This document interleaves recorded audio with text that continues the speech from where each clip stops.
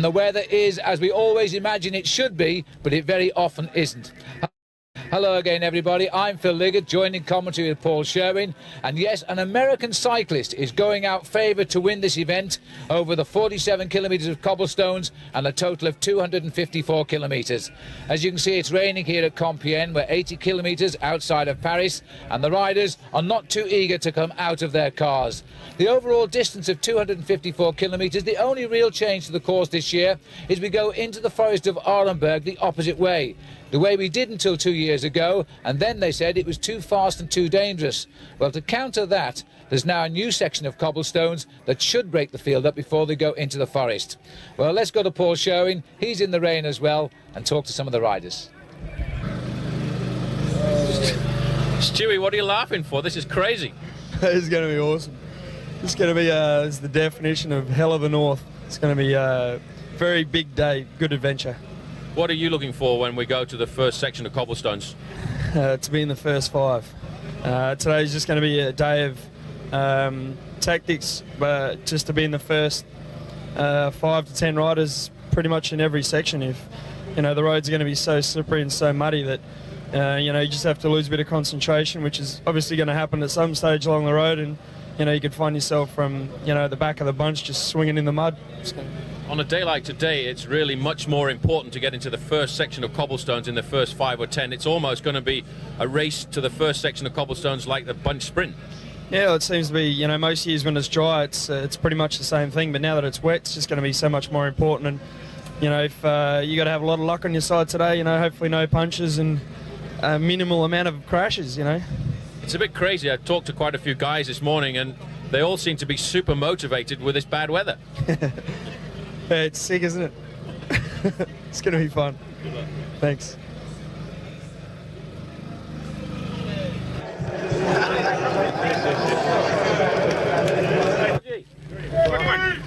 Two quick questions. Georgie, these are unbelievable weather conditions. Are you worried about them? No, I actually prefer this weather for myself today. I just need a lot of luck. I feel like I'm as prepared as I can be, and just pray for luck. A lot of the ex-bike riders are around here now with big smiles on their faces because they know today is going to be a monumental Paris-Roubaix. Yeah, today's going to be epic. There's no question. So let's hope that we see some Americans up there. Good luck, George. Thank you. George. All right. Good luck, George. Max, bit of a crazy morning. How's the morale? It's good.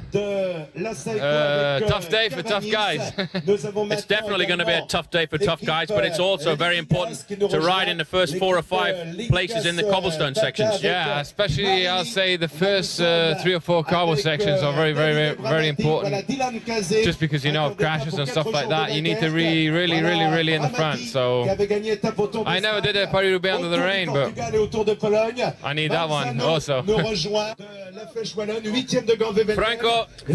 Franco, you're about to ride the last Paris-Roubaix of your career. It must be a very emotional day. It's very emotional. This morning, I'm quite relaxed. I slept well. I ate nice and quietly. But when the time came that I had to put on my shorts and jersey, something rather special happened in my body. I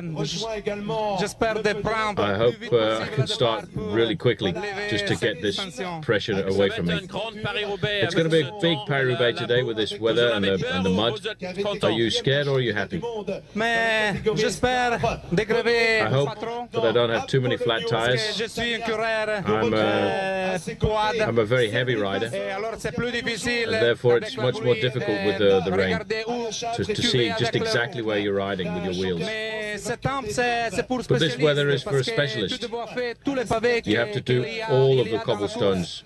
You can't ride on the side. For a rider like me, it's much better. Afterwards, I just need it to be in a big day. If there's a great finish, a win maybe. The most important thing is that the team wins. If the Quick-Step Mapei team wins, it'll be a double fate. What's the morale like in the team this morning? Fantastic. I mean, mean, as soon as we pulled the curtains back this morning, it just went through the roof, you know. I mean, I love it. This is British weather, so it's great. Paris-Roubaix is very special, though, and you have to have a lot of technique riding over the cobblestones when they're so muddy and wet. Yeah, that's right. I mean, we rode a few sections the other day, and it was dry, and it was awful. So God knows what it's going to be like today, but, you know, it's the same for everyone. So it wouldn't be the Paris-Roubaix without a bit of dodgy weather. Cheers. De Paris-Roubaix, nous avons Wilfried Peters qui fut vainqueur de Gand-Wevelgem, Ludo. Well, Phil, we didn't get too many riders this morning because obviously the weather conditions are pretty bad down here on the start line. But I tell you one thing, that the feeling I was getting from nearly all of the riders, present and past, is it's going to be a monumental Paris-Roubaix today. Let's get to the first section of cobblestones.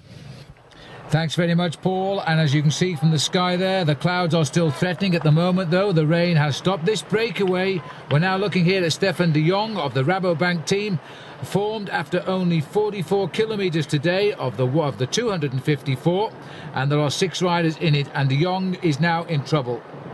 Well, this is the early morning breakaway that every team has given orders to try and put a man into. You can see here Rabobank have put their man into the breakaway, but I think what's more important is the main field now are being totally led by the Cofidis team. Right up there in second position was Philippe Gaumont. There's Ludo Dirksens, the man from Lamprey, the Belgian, who was fantastic last week in the Tour of Flanders.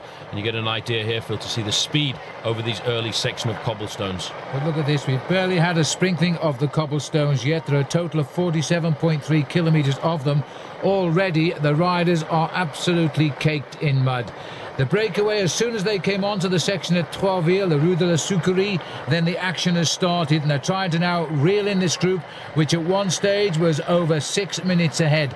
Just to set you up with the statistics, this is the 99th Paris-Roubaix, 159 miles in English, and 193 riders came out to start of the 25 teams. An east wind is blowing, but quite frankly, as we continue towards Roubaix, this race twists around so much, the direction of wind doesn't really matter. The finale of this race is very zigzaggy right across the northern part of France, because these cobblestones, many of them are actually protected by the state of France to keep for the history of Paris-Roubaix, to try and keep Paris-Roubaix as long as possible. This race has been around for almost 100 years, and it is very important, I think, to try and keep the cobblestones, many of them being protected by a special society for the protection of cobblestones. But they maybe should think about a society for prevention of cruelty to bike riders, because this certainly is a very tough course.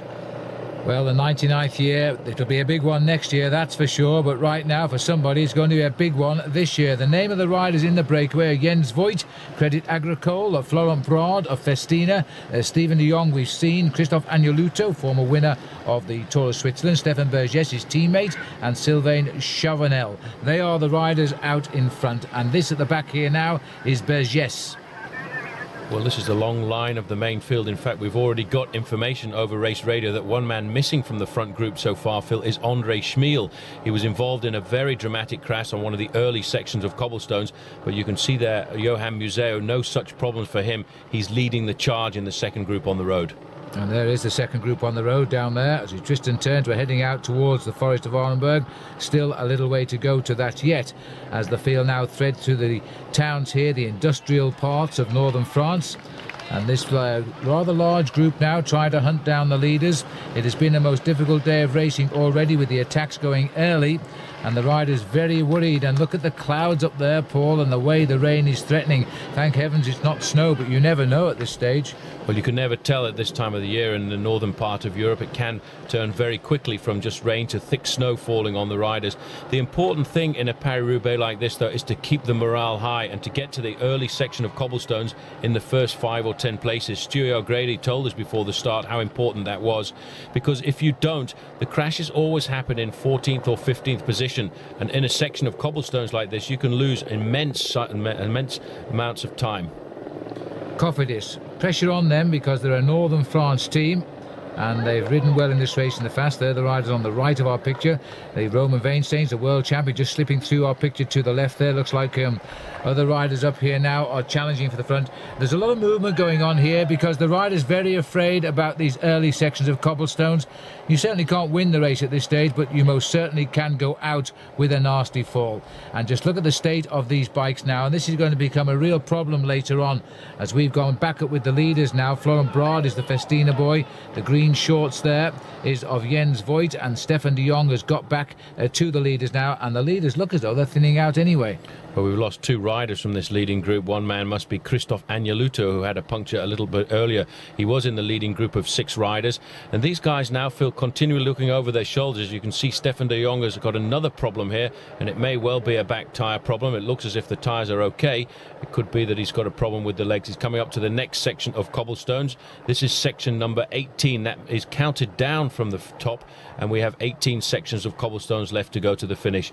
For me, the most important section of cobblestones on a day like this is the Forest of Arenberg. As you said earlier, it may not be the place where you win the race, but certainly many riders in the past have lost the big bike race here. Well, we've got Brad, Chevanel, Voigt, then we've got de Jong with the Spodder Bother at the back. We've got a group of some 19 riders getting together now behind this group. And in those, we've got riders like Ballerini. We've caught a glimpse of him. Philippe Gaumont, Servais Canavan, Johan Museo, and I'm delighted to say George Hincapie have all made that select chase group. The big problem with George Hincapie was there didn't seem to be too many of his teammates in there. I didn't catch a sight of Yatislav Ekimov, who we would have expected to ride up alongside George today. If he does want to be a challenger towards the end of the stage, Phil, he does need to have teammates there, which is why for the moment the Domo Farm Freaks team are in a pretty good shape, because they've got Johan Museo there up alongside Ronan Weinsteins, who I reckon is their favourite for the moment. On the left-hand side in the dark jersey, you can see Hincapie attacking these cobblestones in the first 3 or 4 places. He's riding exceptionally well today. And these are those 19. Solzoir is where they've headed to. A lump of cobblestones over 1,200 metres just appeared on the horizon on a lovely road. All of a sudden they're racing across these cobbles, and once you get onto these cobbles, Paul, is it an illusion or do they actually accelerate? These guys do accelerate because they have to ride fast. The faster you ride over the cobblestones, the easier it is actually. If you ride slowly, you find that you're bumping along the cobblestones, and you can feel every stone bumping up through the machine, through your arms and into your shoulders, and they do accelerate. The thought is that if they can knock 1 or 2 riders off the back of the group. Well, conditions are atrocious. The little bit of spots on the camera lens here actually coming up from the bike riders. I don't think it's started to rain again yet. At the moment, the cobbles, though, are greasy and extremely slippery. So hard to ride now, as the riders, the 19 chasers here, still trying to get on terms with 3 men at the front, and de Jong still somewhere trapped in between, as that original breakaway now is beginning to crack. The thing about Paris-Roubaix, you see these long flat roads from the helicopter, but down at the moment for these riders, we're in something of a trough, and so they're out of sight of the leaders, and that will help the little trio of riders. Brad up front is having a very good season, young new pro for the Festina squad, and he's riding with some distinction already. So is George Hincapie, fresh off his win in Gont-Wevelgem just 4 days ago. He's riding in 2nd place there right now. But you can see why it's so important to ride at the front. What very often happens is a rider cracks just in front of you, and once the gap has opened on a section of cobblestones, you cannot nail it down, even if you're the strongest bike rider in the world. Just there, wearing number 31, is a former winner of Paris-Roubaix, and that is Franco Ballerini, Phil. He seems to be having a very hard time. And here's Christophe Agneluto at the back, wearing 202. He must have been caught by this group, having been dropped from the leading group of 6. Some brave spectators here, Paul, because it is not only cold, but you stand up to your ankles in mud here, and you're feeling a real mess when you get back home at the end of watching Paris-Roubaix on a day like today. We're looking down, see we get some idea of the gap here. That would be Stefan de Jong there. Looks like he's about to get caught by the chasers. This 19-man group increasing and decreasing, and there's trouble here. Now, is this Brad in trouble? Because it looks like he might have been claimed a puncture victim, or is his bike giving up? Well, it looks as if he has a problem. He certainly signalled to the referees there that he needed some attention for his machine. The neutral service car has come up alongside here. This is actually Sylvain Chavanel from the Bonjour team.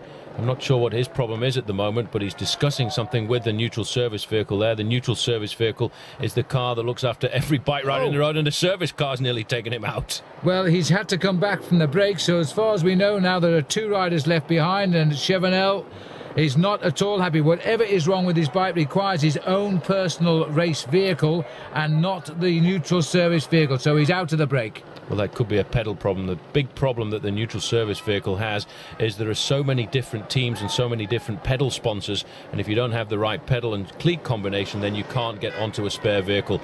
This is the main chase group now with all the protagonists in there. The blue and pink jersey on the front there is Ludo Dirksen, the hero from last week. On the far side there is the hero from last week's Gent-Wevelgem, just beaten by George Hincapie. That's Van Bon. This is Nico Matin on the far side. You can just see with the large helmet there, Johan Museo. Watch out for him today, Phil, because although this man is on his way back from serious injury, I reckon he's looking to try and win Paris-Roubaix again. Well, I'll tell you, this has got all the signs of a great addition now. Wilfred Peters is also in here as well for the Domo team. The Domo team have had a very poor start to their first ever season. They took the majority of the Mappe riders that came from the Belgian area and put them on a new team, and the result is nothing right now, and so they're hoping to make amends today. Stefan Westermann is the rider from Telecom, moving off to the right of our picture. They look as though they've been in the saddle now for about 10 hours, and believe me, this race has hardly begun. And Ludo Dirksen, former champion of Belgium there, if there's ever a man made for the job of Paris-Roubaix, it's him. It's very strange right now, Phil, so early on in the race with so many sections of cobblestone still to go, to see all of those guys in a group like that. They don't have too many teammates with them, and we've still got an awful long ride to get to the finish. Many of the big leaders are already being isolated from their teams, and that seems to be the situation that Georgie Hincapie is in right now, as you get a chance to see just how bad it is. This is what it looks like for the riders here when you get all the rain and mud being splattered up from the wheel of the rider in front of you. That's straight into your eyes. You can't wear glasses on a day like this because they get caked with mud in about 500 meters. Dirksen, who had a great ride in the Tour de Flanders, so aggressive and lucky to come out with only an 8th place finish, which was last of the breakaway. I think he deserved more than that, but he was certainly one of the men of Flanders. Now, will he be one of the men of Roubaix? Still out in front, Broad and Voigt, and we're not seeing too much of them right now. We've worked out there are some 17 riders here, and without doubt, we haven't seen a lot of him yet. George Hincapie is in here, and Van Bon, the top 2 of Gent-Wevelgem. Museo is in here, without doubt, the man of Paris-Roubaix over the years gone by, and Dirksen and the world champion Veensteins.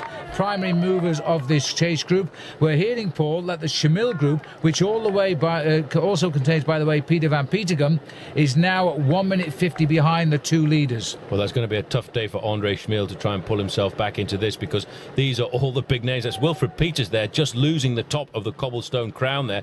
But I have to say, Ludo Dirksen on the front there is an absolute beast. Servais Carnarvon there is the rider coming through in 4th position. The Cofidis rider there is Philippe Gaumont, a man very much at ease on the north of France races. There's Georgie Hincapie too, looking comfortable, followed by Westermann in the pink, and the Rabobank rider coming through there. I'm not sure if that was not Eric Decker, and Roman Weinsteins, the world champion, seems to be in a little bit of difficulty right now. Well, what a select group this is now, and remember, we've still got all of the big cobble sections ahead to come yet. Dirksen's just driving on. He seems to be much happier when he's doing the work here. Doesn't seem to mind that he's using an awful lot of energy in what is such a long race, because he's seeing the cobblestones first. On the right there, it's one of the neutral service motorbikes has bit the dust, and so there's no privileged people on these cobblestones. There they are. Well, a point of interest, in fact, the race organisation saying that the only motorbikes allowed on the course, including the television and the police and the race photographers, have to be trials bikes today, scrambling bikes specifically designed for off-road use. If you've got the normal BMW 1000cc bike that we normally see in these bike races, you're not allowed to travel on the cobblestone sections. They've taken that precaution because these roads are very dangerous indeed. But this man is an absolute animal, and we've seen him in Tour of Flanders going to the front, trying to blow the race to pieces on the cobbled climbs. Today he's trying to rip everyone to pieces on the cobblestone sections. And just look at the way Wilfred Peters behind is fighting to stay on his back wheel. Point of interest is these 2 riders are actually training partners. They live next door to each other in the northern parts of Belgium. Well, these are the two leaders surviving now, Broad and Voigt. Voigt is the rider in green, but the actual group is closing in rapidly, and I think the orders are coming here to move out all of the following vehicles, and there they are. Well, there's nothing anybody can do. The Dirksen is leading the chase. There are around about 17 spread out down this particular sector of cobblestones, and we're shortly going to have pulled in the last of the escapers who broke away at 44 kilometres, and we're now approaching 135. So they've had almost 100 kilometres of freedom. Well, the big difficulty about Paris-Roubaix is actually controlling the race from the referee's point of view, because if you do get caught by a group coming up from behind, and especially on a day like this, there is absolutely nowhere the cars or the motorbikes can go, because it's very unsafe for everybody. Wilfred Peters is there now. He's taking up the pacemaking on the front. He wants to nip through the cars there and hope with the confusion that he drops one or two riders off the back, and he's mad. I want to close my eyes at the moment, the speed this man is going through here. It's a lot more scary to watch this from the television point of view than actually out on the bike, because you're totally concentrated when you're doing this. But Wilfred Peters, he's a man today. And our TV camera doing better than most as he gets through in front of Florent Brard, this young man who turned pro in 1999, but this year's had taste of victory twice. His first two wins as a professional, and he's right in the thick of it with the real stars of the sport now, and he's going to wonder what has hit him here in Paris-Roubaix. Big Wilfred Peters, a star of previous Paris-Roubaix, scorches up to the outside now of Florent Brard, and he's holding his own along with Jens Voigt as they reassemble at the front. You see what a true star and a true domestique he is. He looks over his shoulders to immediately ascertain which riders are with him coming out of those cobblestone sections. He's got a teammate there. It's hard to recognise, but the man on his right shoulder there was Servaas Knaven, the former champion of Holland. You can just spot Georgie Hincapie coming across there. The pink jersey of Stefan Weissermann is very evident for the moment. It's about the only jersey that shows up in the weather conditions that we're actually having to deal with this afternoon. Hincapie moving very much to the front there, very happy with the situation right now. It seems as if one man who has slipped off the back there, in fact, is Johan Museo. As we look at the back of the group here, this is Agneluto. He's hopefully going to stay in contact with the group. 16 sections of cobblestones left to go, 51. He rides for the Cofidis team. That's Nico Matin, a very good bike rider. He's got a couple of teammates in the front group as well, and he will be looking after today, I think, Philippe Gaumont, who seems to be in excellent form. Well, that's Matin at the front, while this rider seems to be wanting to control this race from the front, and he doesn't worry about anybody. Ludo Dirksens, former champion of Belgium, a stage winner of the Tour de France, started as a professional very late in his career. He never wanted to turn professional until in the end people said, look, you are so strong you must. I think he was 27 before he became a pro bike rider, but he is so strong, isn't he? As he drives on, look at the scramble behind. Now, we can hardly recognise those who have been obliged to follow wheels, and that's the big difference, Paul. The men behind, this looks like Servaas Knaven coming through, just about recognising him, but he's covered in mud by following the wheels, whereas Dirksen's almost clean in respect, because he's setting all of the pace. Now then, they're still all together here. We are hearing that there are chase groups, and the Plankett Schmill group, and Ballerini is still there. A minute 45 back, so they're holding their own at the moment, but they've missed the vital split and they're not getting back. You see how Knaven here has adopted a different way of wearing his glasses as well. He's got them tucked onto the front end of his nose there, so that the mud comes up into the bottom part of those glasses, and he's actually peering over the top. That's a very brave move. Talking to Magnus Backstedt this morning, he was actually wearing motorbike goggles for today's race.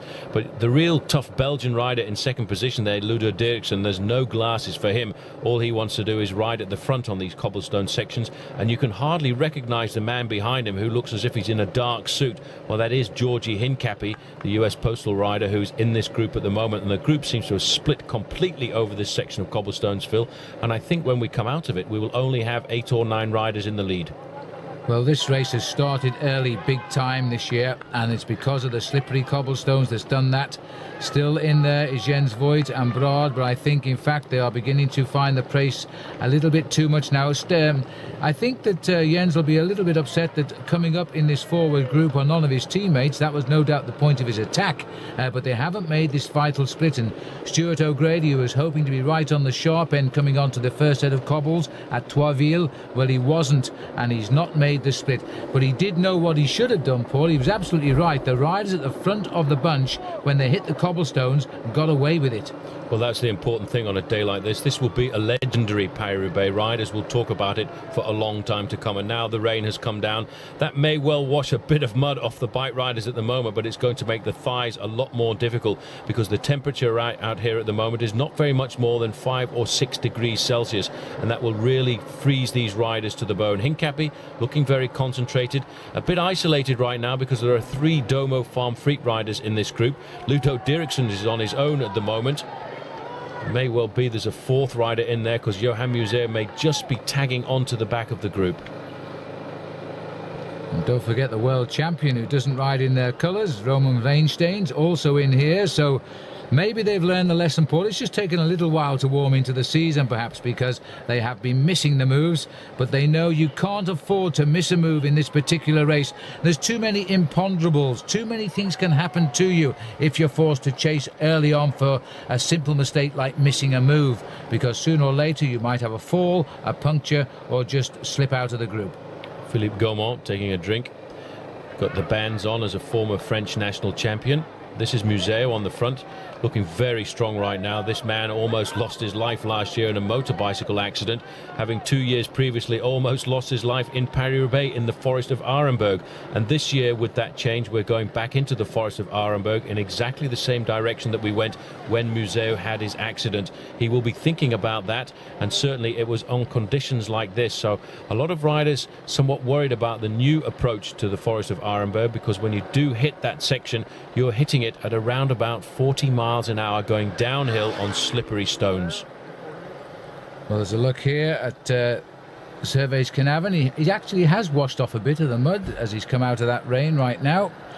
But I often wonder how they can wear glasses at all here, because once you rub those lenses they smear and you've still got to find your way over the cobblestones. As the riders now starting to come through again, Nico Matan is there, Ludo Dirksen, he looks so determined, this rider, he drives the race through.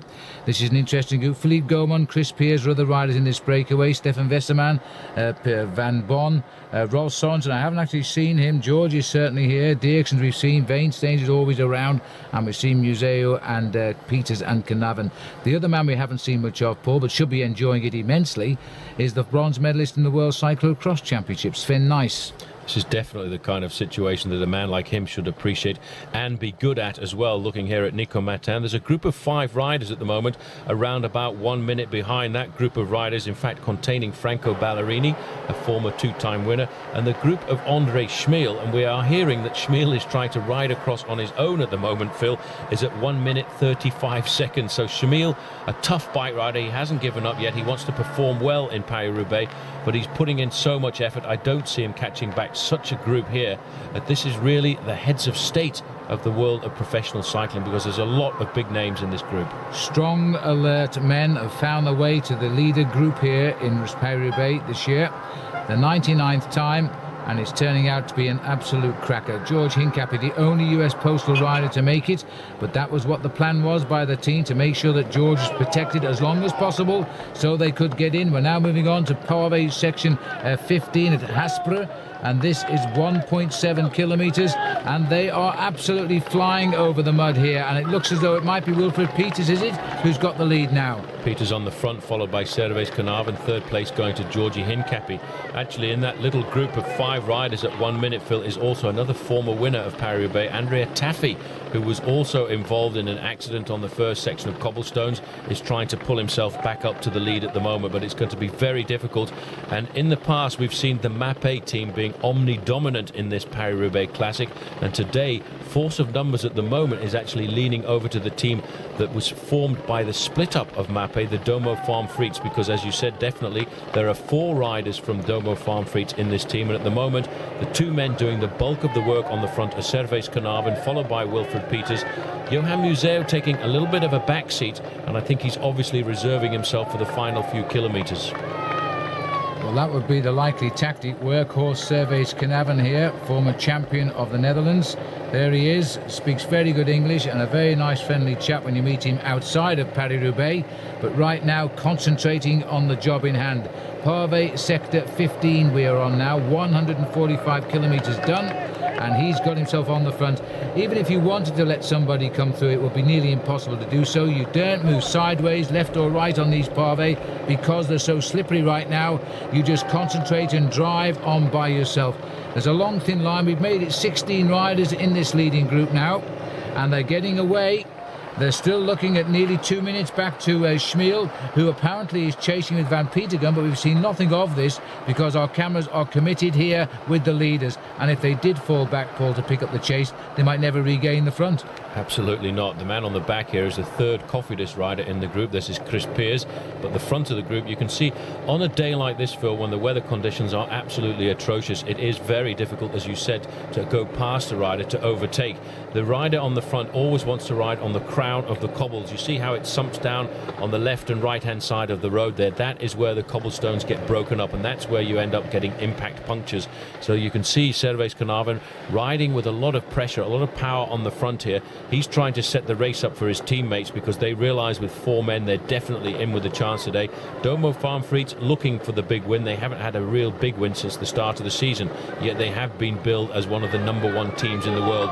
But it's always difficult when you set up a brand new team to organise everything, to have the automatic responses that you need out on the road with a group of riders you bring together for the first time. Knaven setting the pace. He knows what it's like to get to the stadium at Roubaix. He's 12th last year, and he's now 30 years of age. Servais has been a pro for 7 years. It seems like last year when he turned pro, because I followed his career with some interest, having made reasonable friends with him in Australia in the early 90s. But looking down from my helicopter now, the field's absolutely sodden with what has been a very wet and cold early spring here in Belgium and indeed all over Europe. As we now leave that stretch of pavé and continue slowly but surely towards the forest of Arenberg, where there is a huge crowd and some very bad cobbles waiting. One more stretch to come at Havluy, Paul, and this is a stretch which we're seeing for the first time, I think.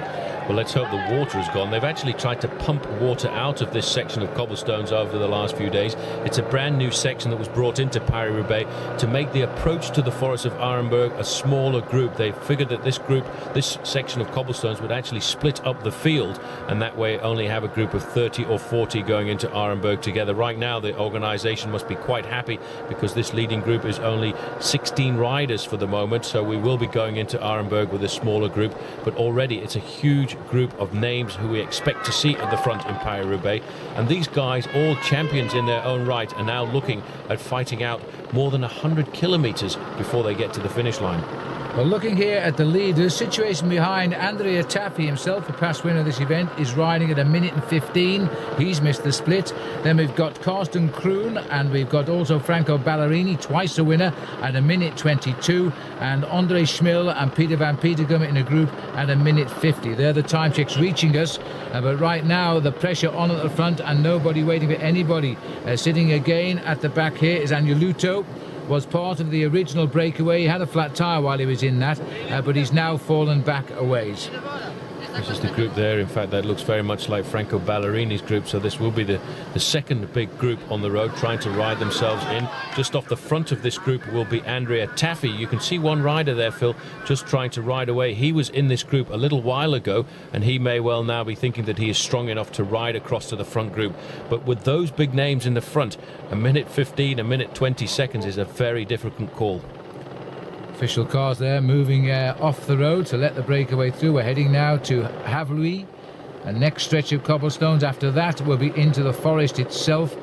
Everybody afraid of the next section of cobblestones. At one stage, the organisation were going to pull it completely out of the race. They said they could not drain the water out of the holes, but they seem to have taken some recompense from that all week, and it's dried a little bit for them, although the rain has been falling overnight and occasionally since we left Compiègne. There's the world champion, Weinsteins, in the white jersey. It's amazing, that's still white after the ride today, I think. As Wilfred Peters off to the right, he used to have a white jersey as well, Paul. And behind him is Servais Knaven. And here comes Ludo Dierksens again. Johan Museo taking more interest at the front now. This group has got a very good rhythm going, and with 4 Domo riders in it, numerically they're in big strength here. chance here to see the faces on these guys. It is very concentrated. They realize there's a lot of work to be done before they get to the finish. Right in the middle there, in the red and white jersey, you can see Rolf Sørensen. Good to see him, almost 36 years of age, riding at the front of the one-day classics again. Kind of a rebirth, I think, for Sørensen, riding now for a fully Danish squad. The first time in his career that he's been able to do that, and I think he will be trying to show the clean pair of wheels to the younger members of the team. The only way to lead, I suppose, is by example, and that's a great example we're getting from Rolf Sørensen here today.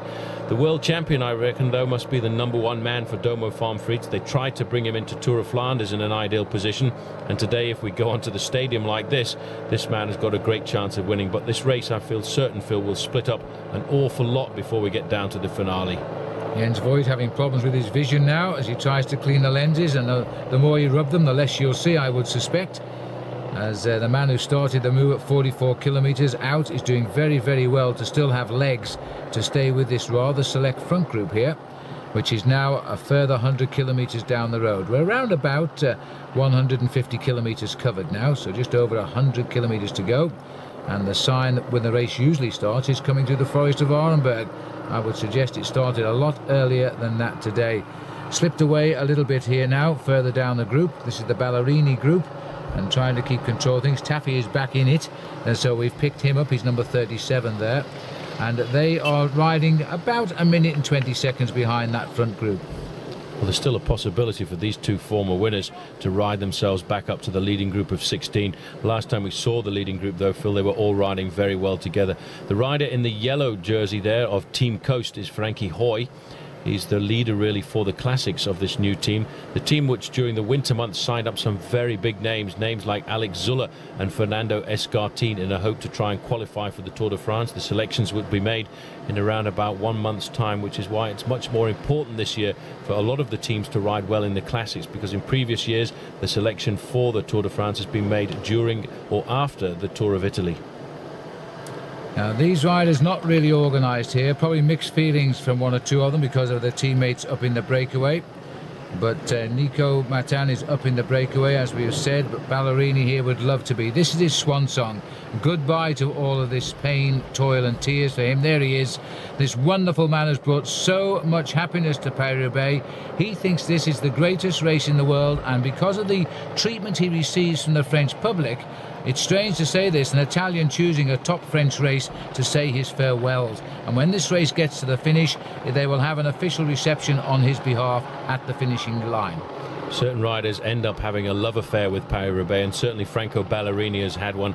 He first won the event back in 1995, and then he came back and won it again in 1998.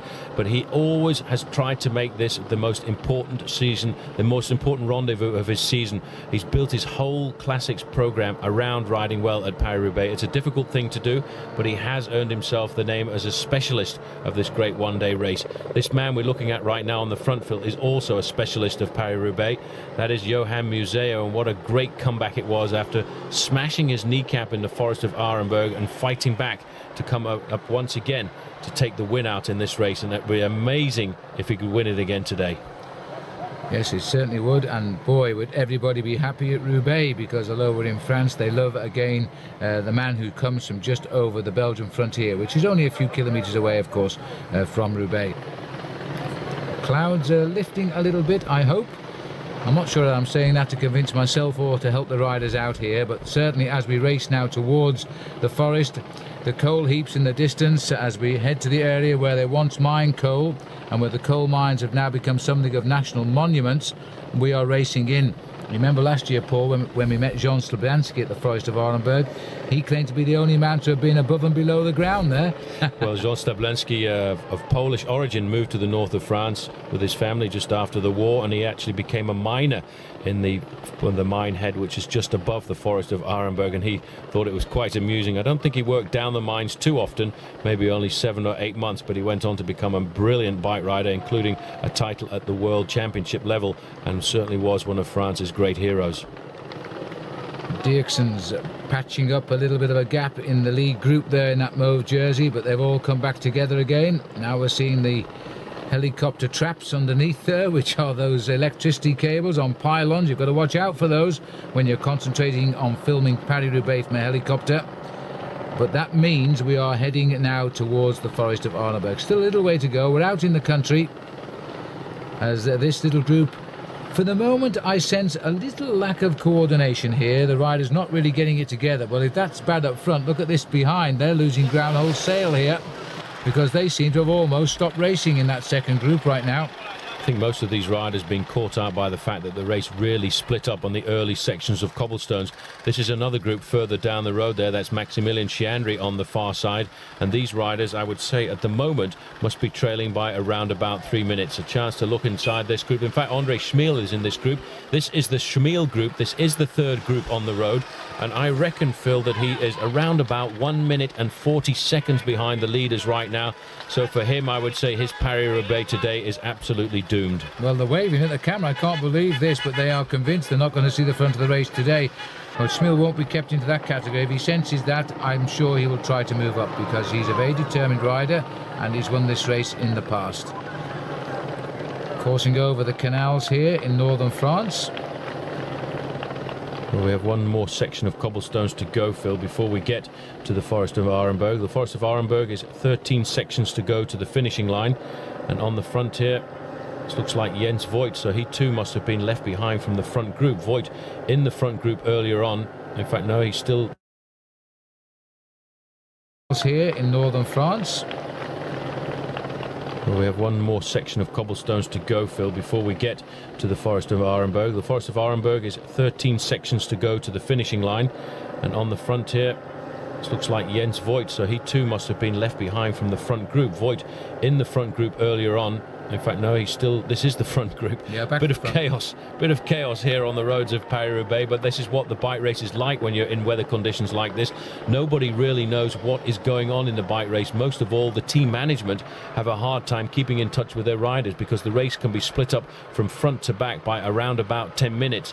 The team managers actually go out the week before Paris-Roubaix to try and see if they can find shortcuts in the race so that they can actually overtake dropped riders and get right up behind their men if the race does split up. There's Rolf Sorensen tucked in at the back. It is amazing how Johan Museo can sense the moves. He never misses a breakaway in these early classics, despite all the personal problems he's had with his injuries these past few years. This man reads a bike race better than anybody else on the circuit right now. And we're looking at a rider here who knows what it's like to win Paris-Roubaix. And well, if he could win it this time, it will be extraordinary. The defending champion looking very good just now. Hans de Klerk, the Lotto rider on the back there, he won't do very much in this group, Phil, because he will be getting information all of the time about the position of Andre Schmiel, and I can tell him right now, Andre Schmiel is losing big time. He's a minute 40 behind. He's hardly made any inroads into the deficit, which at one time was a maximum of 1 minute and 50 seconds, so he really seems to be hovering. This is the second group on the road. This is the in fact, this is the first chance we've had to see the new leader of the World Cup, Gianluca Bortolami, after his win last week in the Tour of Flanders, so he too is trying to pull himself back into the race. There is Taffy then, as well as Ballerini, who's also in this group. Well, Gianluca could be losing that white leadership jersey to the more consistent Weinsteins if it's to finish like this, because Weinsteins yet again has put himself into a leading breakaway on a World Cup event. There's still a couple of more World Cup races to come before we close down for the early part of the season. We've still got Liège-Bastogne-Liège and the Amstel Gold. Lance Armstrong's rumouring he's going to start in Amstel Gold, by the way. We haven't seen him in any of the World Cup races yet. Just on the back of that group as well, Christophe Agneluto, one of the riders in the early breakaway of the day with 6 riders. Going through there, wearing number 5 is the big strong man Wilfred Peters. Number 1 is Johan Museo, as last year's winner. And one man who is doing a magnificent ride, really, is this young man, Florent Bras from Festina. He was in the early breakaway, still surviving. And what a chance it is for him to ride Paris-Roubaix and look at the faces and ride alongside names like Museo and, of course, Georgi Hincapie, who won Gand-Wevelgem just a couple of days ago. You know, talking of George, Paul, we know he's here. We don't see him very often. He's riding a canny race right now, I think, knowing that the teams are up against him. And knowing now, after his great win in Ghent-Wevelgem, they respect him more than ever. Well, he is, I really think, before the start of this race, regarded as one of the top favourites to take out the victory. There is Jens Voigt. George, I think, Phil, has changed his riding tactics. He's a lot more aggressive. In the past, for example, that move in Gont-Wevelgem a couple of days ago, he would not have reacted to. He would have waited for another rider to try and chase across the gap. He made the decision. He saw the move going and leapt on it immediately.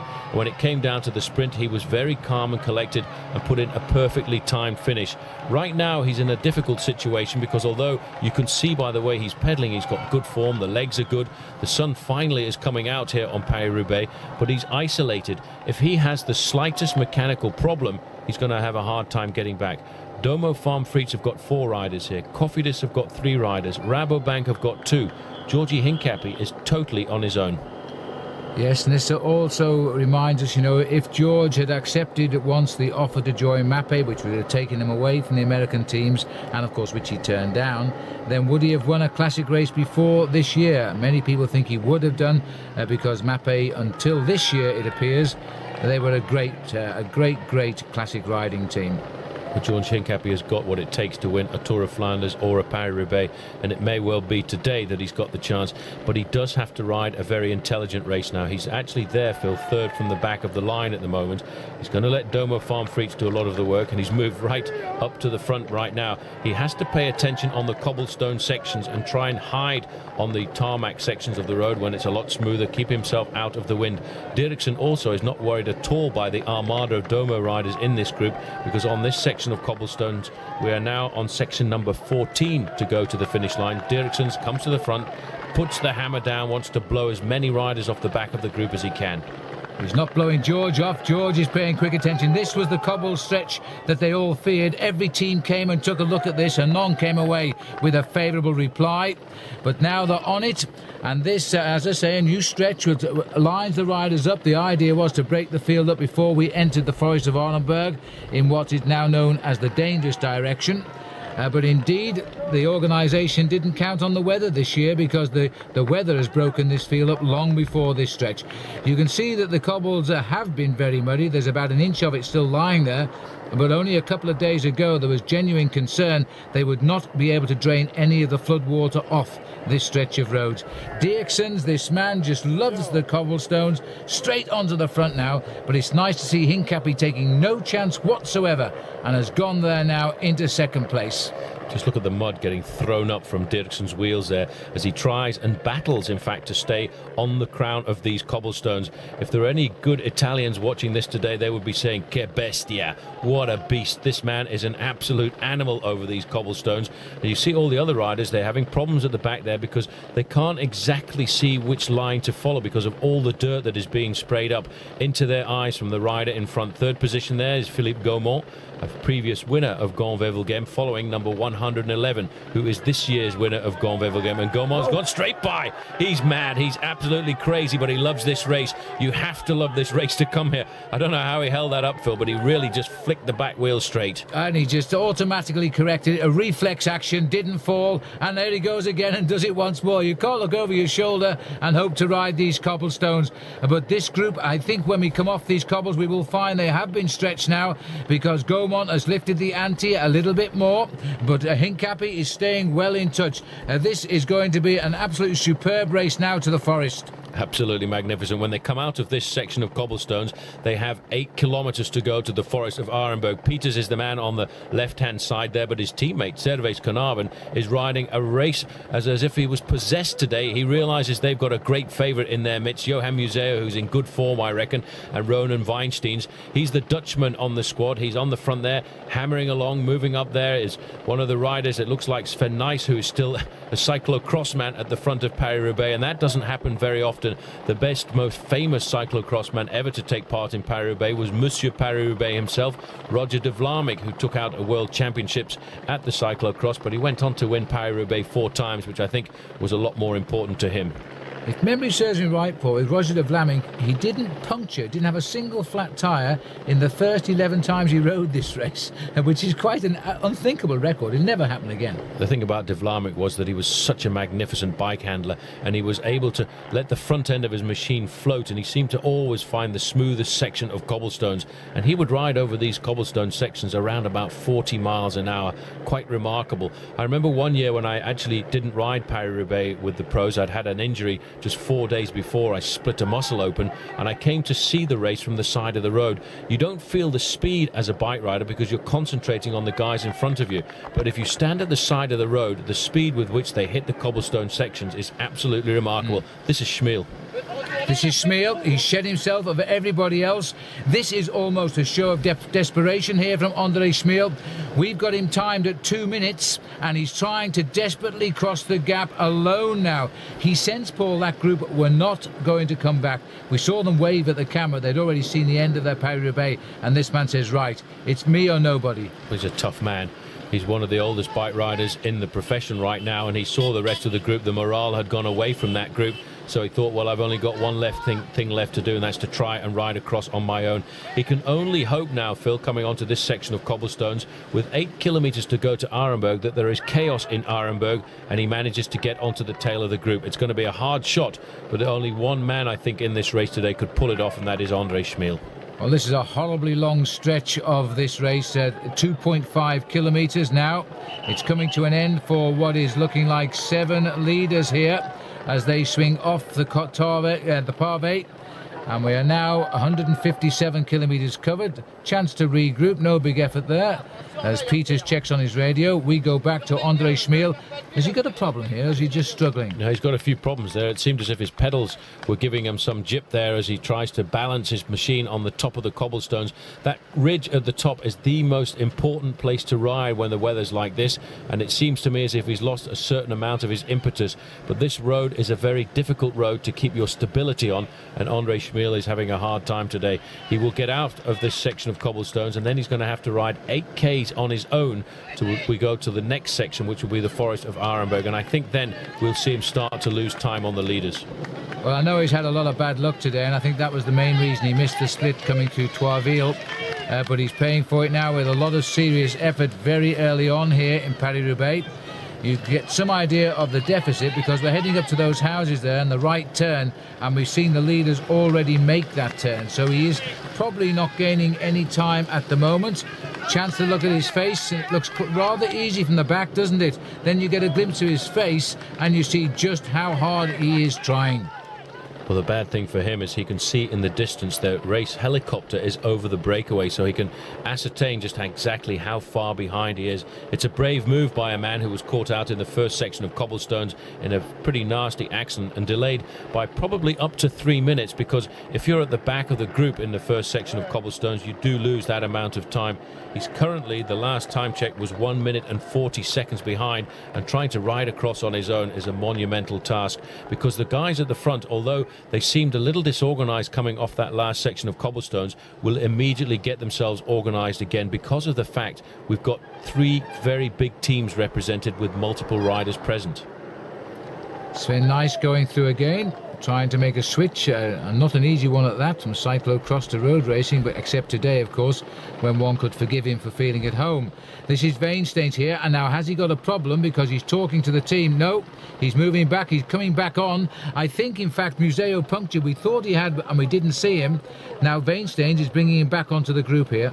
This is a pretty strange move because we are now looking at a world champion pacing on the team leader. The team leader, Johan Museo, is coming back for injury. Now that says one thing for me today, Phil. That says that the leader of the Domo Farm Frites team today is Johan Museo. When a world champion drops back for somebody in his team, that tells you something. The team have confidence in Museo today. They feel that he can win this bike race again. Well, they brought him back, or at least Weinstein is bringing him back. Stefan Wesserman, who has also joined in there, he's had a bike change. Again, our cameras missed it, but he's now coming back and will be very grateful, I think, for the help of the World Championship Express there. That should bring us back to our original 16, because there's 12 here and 4 just coming through the cars. There they are. So nobody lost on the cobblestones, although we came close to losing Museu and Wesserman. It's good to see the Festina rider, Florent Bras, is still in there as well. He's one, I would say, the only survivor. Another problem at the back, that's probably Sven Nys, the Rabobank rider, who also has stopped there with a problem. There are only 2 Rabobank riders in this leading group, the other man being Karsten Kroon. So Nys has gone back. Just a quick count, quick head count there, revealing this breakaway more or less back together again. And we've lost Sven Nys. The Rabobank man who was here is now temporarily behind. He should get back, because when you ride Paris-Roubaix, you put the pressure on the cobble sections and rest if you can in between. There's no attacking each other at this point. It won't be that way, of course, towards the end, but right now there's still a long way to go. It's actually a lot harder on the cobblestone sections than on these sections of tarmac. This is where they do recuperate a little bit, set the tempo, expecting everybody to come forward and share the pacemaking at the front before the next assault on the cobblestones. And when the weather is like this, it is so important, the cobblestone sections, to hit them in the first 5 or 10 places. This is Chris Pears on the front here, followed there by Nico Martin. In about 4th position, Philippe Gaumont. So Cofidis very strongly represented here. Cofidis is a team from the north of France. Their head office is not too far away from the stadium in Roubaix, just along the motorway which heads up to Ghent. It's a loan company, and at the moment they're loaning a lot of effort into the front of this main field. We are approaching 160 kilometres into the race now, and we're approaching the Beecher's Brook in Grand National horse racing terms of this event as we come towards the long stretch of cobblestones through the forest. 2.5 kilometres of them are waiting the riders now. This is a long section of cobblestones. We're about 5 kilometres away from there right now. Wilfred Peters in great form right now. A little laugh for him as he comes up alongside Philippe Gaumont. These guys are pretty happy with the situation. They've eliminated André Schmeel, who at the moment has gained 2 seconds on the rest of the pack. He's 1 minute 38 seconds behind at the moment, and if he does catch this leading group up, that will be a story to put in all of the history books, because he crashed in the first section of cobblestones. And look at this, you can hardly recognize that man on the front, but I can tell you it is Georgi Hincapie. His face and his jersey are totally black with the mud which is being thrown up here over these tough cobblestone roads in the north of France. Well, I think all of this racing equipment will be good for training in after today, because I don't think it will ever wash up nicely again. Weinsteins, the world champion, proving to be a really solid bike rider as a world champion too, as he brings the line through. And this is Leon van Bon. I can only recognise him by his green shorts of the Mercury Viertel colours, because the rest of him is totally irrecognisable now. Just look at the state of these bikes as we swing back. 1 minute 25, I've got it now, Paul, as we've gone down the road to André Schmeel. This man is fighting himself back into Paris-Roubaix, and now there's a problem at the back, and I think it was Museo who had his foot off there. That was Museo, number 1 there. There's a stop there. Weinsteins has stopped as well. I think Weinsteins is going to have a bike change as well. Total chaos. You get lots of problems when the weather's like this. Lots of dirt and grit gets into the machines. Weinsteins is up. A quick bike change for him. He's up and running again, and I think we'll see 1 or 2 riders stop and wait for him. In fact, he's taken the opportunity there. Very professional move this, Phil. When you do change your bike, the spare bike doesn't normally have drinks on it, and what he's done here, watch this, he's taking the drinks off his racing machine and he takes them across to the spare. That is a man who's thinking clearly. It is, and ever so casual. Really no hurry at all. It's only Paris-Roubaix. It's a long way to go. 160 kilometres done of the total of 254. And as now Weinsteins gets back in, but no luxury for him of the waiting of a teammate, whereas he's just got Museo back up to the group when he waited for Johan. There should have been a bit of panic, at least for Ronan Weinsteins, but these real pros, they never do panic in a situation like that, because either you get back or you don't. We're around about 500 metres now from the entrance into the forest of Arenberg, which is why we've got almost a bunch sprint. Everyone wants to be in the first 5. Hincapie's in about 10th position, a little bit too far back right now as they accelerate. Very shortly they'll go through the barrier, which is closed for almost every day of the year, only open for this race and Paris-Roubaix Amateur. That's right, because normally you have to leave your cars and you have a very pleasant stroll in the forest. It's a natural wood, a very ancient woodland at that. It's once reverberated to the marching of Napoleon's armies. Well, now it's going to revert to the rubber of the very thin racing tyres. Here comes the world champion picking his way through the cars as he's now trying to get back on the tail. A most crucial stage, the puncture, Paul. That was bad luck, because now we're into the forest and he's at the back of the race. When you get under that bridge there, that's the start of the cobblestones, and it's dead straight. A real Roman road, this. Absolutely mad, this road. It goes back to the Napoleonic times. It's straight as a die, but in fact it descends somewhat, and when you do hit it normally in the dry, you'll be hitting around about 40 miles an hour. At the back here, Nico Matin, you can see picking his way across there. We have actually got fixed cameras out here right now. Somebody's gone down. I think that was Gaumont.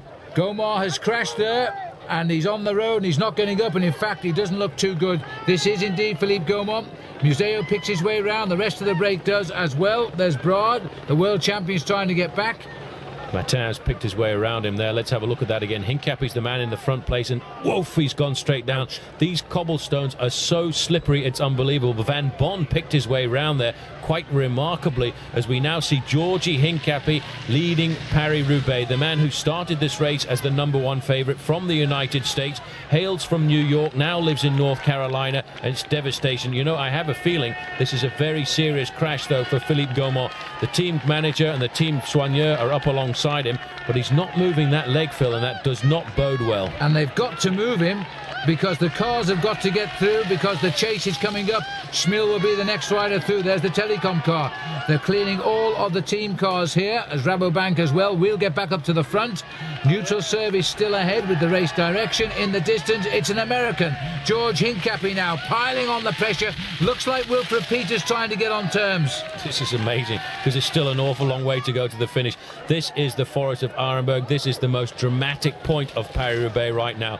Just back there was Florent Bras. He's going out of the back at the moment. This is Nico Matin. His teammate Philippe Gaumont has just crashed dramatically, but Hincapie is showing them all a clean, I shouldn't say clean pair of wheels, because it's pretty dirty out there at the moment. He's showing them his tail wheel as he heads over the Forest of Arenberg. In second position there, Wilfred Peters is slipping all over the road trying to stay on the American's wheel. And such is the luck of the draw. The rain has started to come down very heavily here in the Forest of Arenberg, as Hincapie is going alone with no teammates behind him.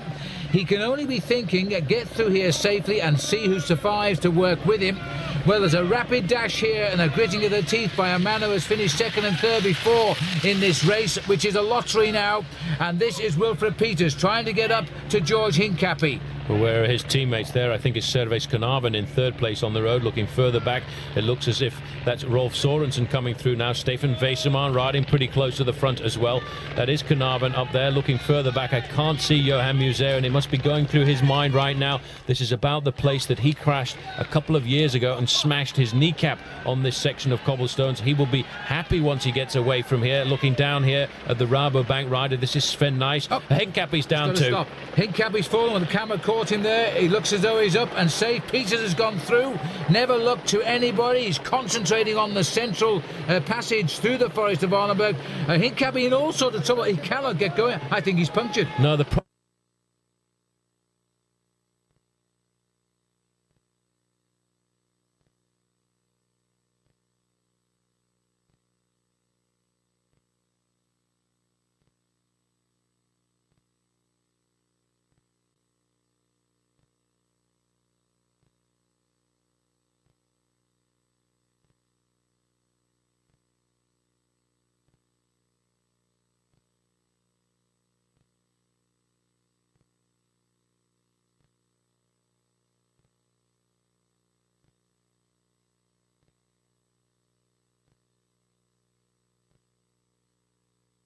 five, but in fact he stopped again. He just cannot get himself going in the momentum now. There's an American flag tucked off to the left here. Well, moments ago we would have seen George Hincapie leading through, but now Peters has got himself quite a lead. He hasn't missed a pedal rev yet as he comes up to a road he knows very well in both directions in Paris-Roubaix. Wilfred Peters then, the Grand Belgian, going through as others try to match him. That's Peters from the other view. You can see his white jersey. He's absolutely flying over these cobblestones, and these cobblestones are so slippery. If you're an agile rider, Hincapie has got a front wheel problem. There's a neutral service man right alongside there. The whole of this race here, this section covered by the neutral service vehicles. Hincapie's up and riding again, and that is Nico Matin coming by him at the moment. But this is a mad section of cobblestones. It's only opened up for this bike race and the amateur version of it twice a year. It's totally closed. Well, the exit for Wilfred Peters, a brilliant piece of cobblestone riding he's done. George Hincapie robbed of a chance to be with him there when he was setting the pace. He fell off, and then when he was trying to restart, I think he nipped his tyre and had a puncture. So further back now, Hincapie still trying to rejoin in the distance there. It could be Ludo Dierksen, but I think in fact it's Chris Peers on his wheel. Well, this is Stefan Weseman from Telecom. You can hardly see the pink jersey of Weseman on the front here. A tough man, a former East German. Leon van Bon is the next man to come through. There is Rolf Sorensen, the next man coming through. We're there as well, Johan Museo, followed by Knaven. Voigt, the world champion, made a great recovery there. Last man to get into this section of cobblestones. He did recover to get onto the back end of this tail. Onto smooth tarmac, and it must feel smooth after that. These are the last riders of the remnants of that breakaway now, as also the brilliant servicemen on motorbikes keep these guys on. Another problem here, this is Dierksen's. Dierksen's has a puncture as well. Rear wheel puncture for Dierksen's, a Mavic neutral service car there very quickly indeed. The rear tail wheel normally takes about 15 seconds to change. Let's see how quick this man is doing right now. But with everybody's hands and fingers very cold, it makes it just a little bit slower. He's tightening up the quick release skewer right now. He's trying to lock it into place. Dierksen's up and running, but he's lost about 30 seconds. Must feel like a lifetime there. The line of Flanders flag was flying for Dierksen's. As we look further down, we look at our lonely chaser here and former champion of Paris-Roubaix, André Schmil. And further back down, other riders coming up now. But you know, Paul, you get the feeling that breakaway is dictating everything here now. They've come through, well, reasonably okay. Everybody's got through fairly safely there. The man who had the most problems really was George Hincapie. Must have been a softening front tyre for Hincapie, which is why he then had to get a spare wheel from the neutral service motorbike at the side of the road. Schmil, though, doing a storming ride, but I would say when he comes out of the Forest of Arenberg, Phil, he's going to be around about 2.5 minutes behind, because it's a long time since Wilfred Peters exited this section of cobbles. Well, these riders are hardly recognisable now. It looks like Arvis Pisiks, who was the champion of Latvia, gritting his teeth here. He was 2 hours in a coal mine as they try now to come over the cobblestones. This is a deep group here now as we look down, 1 or 2 of the names.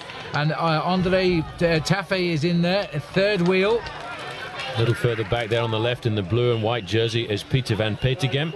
He too trying to fight his way back from illness at the start of this classic season. These riders, I would think, Phil, almost 2.5 minutes behind the leaders of this race at the moment. Well, they have a lot of work to do, but we're reaching now 165 kilometres covered. And so we're inside 100k, only just to go to the finish. And I think behind this big group, then you can write everybody else out of the hunt today. There's Peters going through, but this group still could get back, you know. Well, there's a long way to go. It's amazing to think. Normally you just in a situation here at Paris-Roubaix when the race is only just beginning. Right now these guys are looking at 100 kilometers, 2.5 hours of racing before they get to the finishing velodrome. Looking down through the line there, we wonder what has happened to the US Postal Service today, because apart from Georgie Hincapie, I haven't seen any of the other men in this race who would be expected to help him. But it looked as if somebody was just coming through there from USPS, and a long way behind if they would wanted to help Georgie Hincapie today. Wilfred Peters now is finding himself in a lone lead situation. I'm not sure if he would want to do that with 100 kilometers to go. Well, he's flown over the cobbles and he's maintained it. He's now heading for the pavé with a 30-second lead over a general regrouping behind. I don't know if Dierksen is back there yet. We'll find out when we get back there ourselves. This man's on the smooth stretch of roads now as he heads towards Wallers. Then he'll make a right and he'll get back into the cobblestones again as we head across country towards Orchy. This is the chase group, and a remarkable ride being done here by Jens Voigt. He must be tired, yet he's still up with the leaders. This is going to become a very tactical situation now, because we've got 3 Domo Farm Freaks riders in this group. The man you can see there, the world champion, doing a great recovery puncturing and changing a machine just before he came into the forest of Arenberg. Johan Museeuw is in this group, as is Servais Carnarvon. They will sit on the group now, Phil, and force the other riders in the group to do a lot of work. Coming back there, a great move here by number 56, and that is one of the top riders from Cofidis here, Chris Peers. He's sitting up alongside Georgie Hincapie.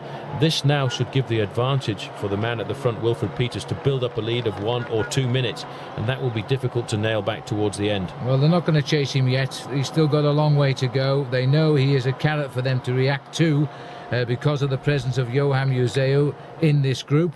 But we'll go up and see him. This is the next stretch of cobblestones now. This will be Vollers and take us through to 171 kilometres.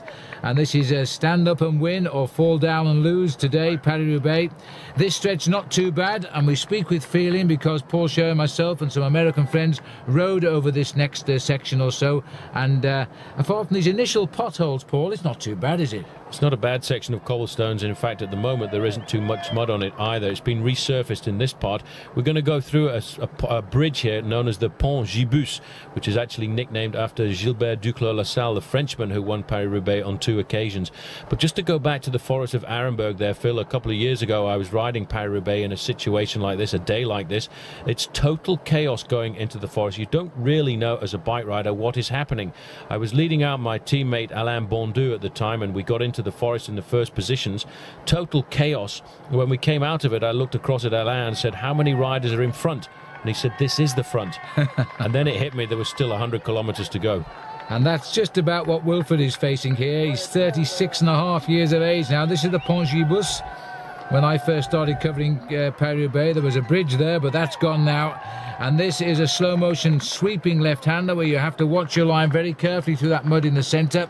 But Peters is such a great bike handler, he rides this like it's almost smooth road. Latest time check we're getting, 45 seconds is lead now over that group, which is grouping at the back almost all together. Here they are. Well, they're not actually chasing him very hard at the moment. There's spread across the road somewhat. The hammer not down at all. This will give the advantage to the lone leader, Wilfred Peters. He's got an awful long way to ride on his own, especially with the fact that there is a prevailing cross headwind for the next 40 or 50 kilometres. That is going to make it very difficult for him. I don't think he's quite got the engine to stay off the front, but he is a very special bike rider. What they will be thinking now is it's putting the advantage into the tactical court of Domo Farm Frites, and Johan Museeuw will be very happy with that. In fact, Wilfred Peters, a very big personal friend of Johan Museeuw's. They spend most of the winter months actually going on holiday together. They don't train together because they live too far apart, but they spend an awful lot of time in each other's company. Well, I always breathe a sigh of relief when I see the field cross over those railway tracks, because that, believe it or not, is quite a busy railway line. And if those barriers do go down, then it means they'll have to stop. And if Wilfred Peters is in front, he will escape, that's for sure. We're looking at one of the heroes of the early breakaway still here now, Brad, who's having a wonderful start to the season for Festina. And he's also riding well here because he's got himself back up to the group after that rough ride over the forest of Arenberg cobbles. Well, we're still heading along the right-hand bend. It now straightens up towards the main road, and they'll take a left-hander off the end of this. Stefan Weissermann is the man in pink at the front for Team Telecom, being given the responsibility as team leader for the classics. He rode very well in Paris-Roubaix and Tour of Flanders last year, which is why the team, I think, have given him the respect of position of team leader going into this event. What happens very often in Paris-Roubaix is, although the team management come up alongside to give the riders drinks and take on board food, usually in Paris-Roubaix the mechanic will also lean out of the window on the tarmac stretches and spray oil onto the chains, because there is so much water and grit coming up into the chains on a day like this that it causes the gearing to jump quite a lot. So you've got to keep a very close eye on that. Yes, absolutely.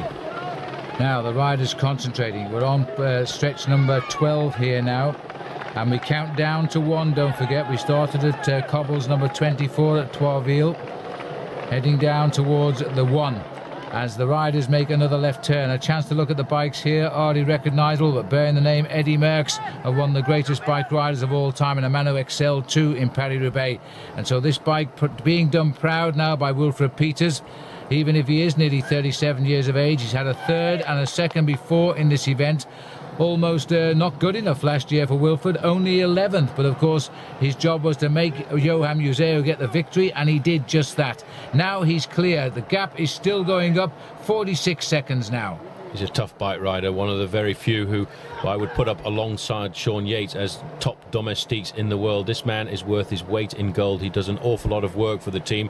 He actually won a semi-classic as well, the same one that Georgi Hincapie won 4 days ago. He won Gent-Wevelgem back in 1994. And I think on that occasion he was going across the line just in front of his own teammate. So Domo Fritz, we've waited to see them in front of our camera lens this season, the brand new team on the block, and Patrick Lefebvre, the team manager, fending all of the journalists' difficult questions until now, but he'll be feeling very happy with the way things are going so far today. 4 men still in this group, despite a bike change for Veensteins and a puncture to Johan Museeuw, and thanks to a fall for George Hincapie, we've got 1 rider alone in front. But I wonder what would have happened there, Paul, if George hadn't have fell, and maybe Peters would have joined him and George would have been committed very early on to go for gold.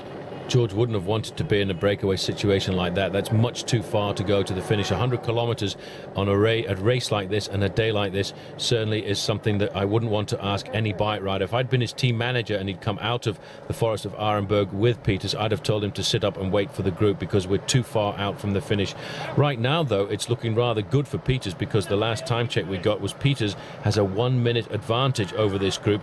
Dario Pieri is chasing behind at 2.5 minutes, and the group with Andre Schmielfil is actually slipping away now. They're 3.5 minutes back.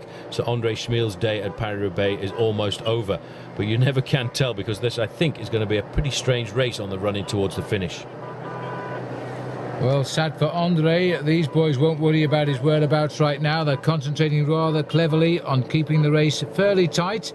Pressure off a little bit while Peter sets the pace up front. I noticed there Jens Voigt talking in his native language to his friend Stefan Wesserman on a rival team, of course, and probably asking each other how well they're going today. It's strange, really, but they don't see each other as direct rivals when you're battling a course like this. Well, those 2 riders may well have to form some kind of an alliance because there's a lot of Belgians in this group, and Domo Farm Frites are looking exceptionally strong. And also, let's not forget, there are 2 riders from Cofidis, the 2 Belgian riders, Nico Martin and Chris Peers. And we're getting information coming from the back of the race that, in fact, Philippe Gaumont, who crashed dramatically, has been evacuated by ambulance to the hospital in Valenciennes. Well, let's hope he's okay. I was a bit worried the way he fell on his right leg there. He either could have hurt his hip or indeed his knee. And let's hope we haven't got another situation like we had a couple of years back with Johan Museeuw. Anyway, the race going on at the front here now. Winter so far stretching into spring, and the rapeseed on the right there just about breaking into yellow flower as Wilfred races past. He's really no intention of slowing down here. This is a serious intent. His idea is to hurt the chasers and to make them come after him because he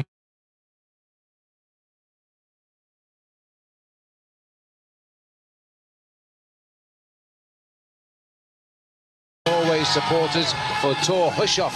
I hate to tell.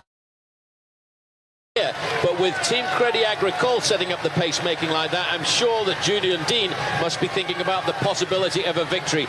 Team Liquigas are right up there as well in 3rd, 4th and 5th place, but Tommeke Boonen is right there. Still on his wheel is Robbie Hunter. As we head under 2 kilometres to go to the finish, we're on a sort of dual carriageway just out of town here, but it gets a little bit tortuous. We duck and dive and go through a tunnel, believe it or not, before we line up for the finish. There's still time for confusion, and Julian Dean is right there, that white jersey with the black collars. This could be a great day for New Zealand if he can get it right. There's an attack on it with a tremendous change of speed because we're heading for the tunnel. Well, CSC have taken a look at that advantage. The acceleration now is putting a lot of riders under pressure. Robbie Hunter must not panic. He must stay there and wait and gamble on this all coming together. We've gone underneath the tunnel. Who's going to come out first? 3 riders with about a 10-length advantage over the front end of the main field, but very quick quickly, it's all back together. It was Cancellara who launched the attack there, which he was also 1 kilometre to go.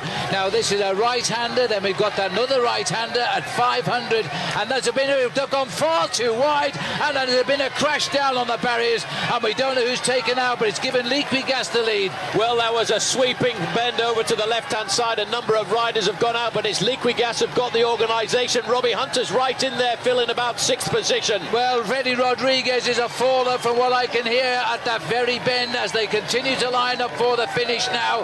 And this is a huge turnout, but this is not going to be a routine finish. Tom Bonan at the moment is not in the hunt for this. Bonan was one of the riders who went down. I'm looking to see if I can see the green jersey there, but Robbie Hunter is in an ideal position. He's in around about 4th. Hunter now dodging in amongst the wheels here as the sprint is opened here by Timo. That's 500 to go. Hunter springs wide here. The rider's just about holding the line. Bonan and Rodriguez down in the sprint. Robbie Hunter now is heading for his first ever victory in a stage of the Tour de France. Barlow World are having a dream tour. Can he hold on? This will be a special win. He's being challenged. He's got it on the line. Robbie Hunter scores for South Africa. The wildcard team have got a second stage win, but the sadness is that Bonan and Rodriguez down on that corner. Well, they came around that corner in an unbelievable speed, and they were caught out, I think, by the severity. But what a brilliant sprint by Robbie Hunter. He was right at the front, and he was never very far away. This is the crash. We're having a look down who's on the ground here. A link over on the left-hand side. That's Freddie Rodriguez who's gone down. Julian Dean went down as well. There he is in the black and white, the Kiwi. Ventoso has gone down also, but this was the chaos inside, and this is Frank Schleck. He was also involved. He was at the front end of the group, and that's not really a place where he should have been. Well, Marcel Seberg, the tallest man in the race, was down there as well. Freddie looks a little bit stunned.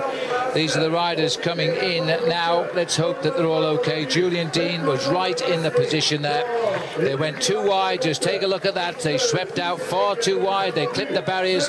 Foot on the ground there for Tom Bonan, and he's brought to a stop, but I'm not sure Tom actually fell off. Well, I'm not sure if he did go down, but one thing we know for absolute certainty, that the man in red and white of Team Barlow World, Robbie Hunter, lunges for the line. And is that man happy? I think so. Well, wouldn't you be? Because Robbie Hunter has just got South Africa's first ever stage win in a Tour de France. Let's have a look at that again. This is how we come around the corner here. You can see right up at the front end, we'll get a chance to see who made the mistake there. That's the final corner.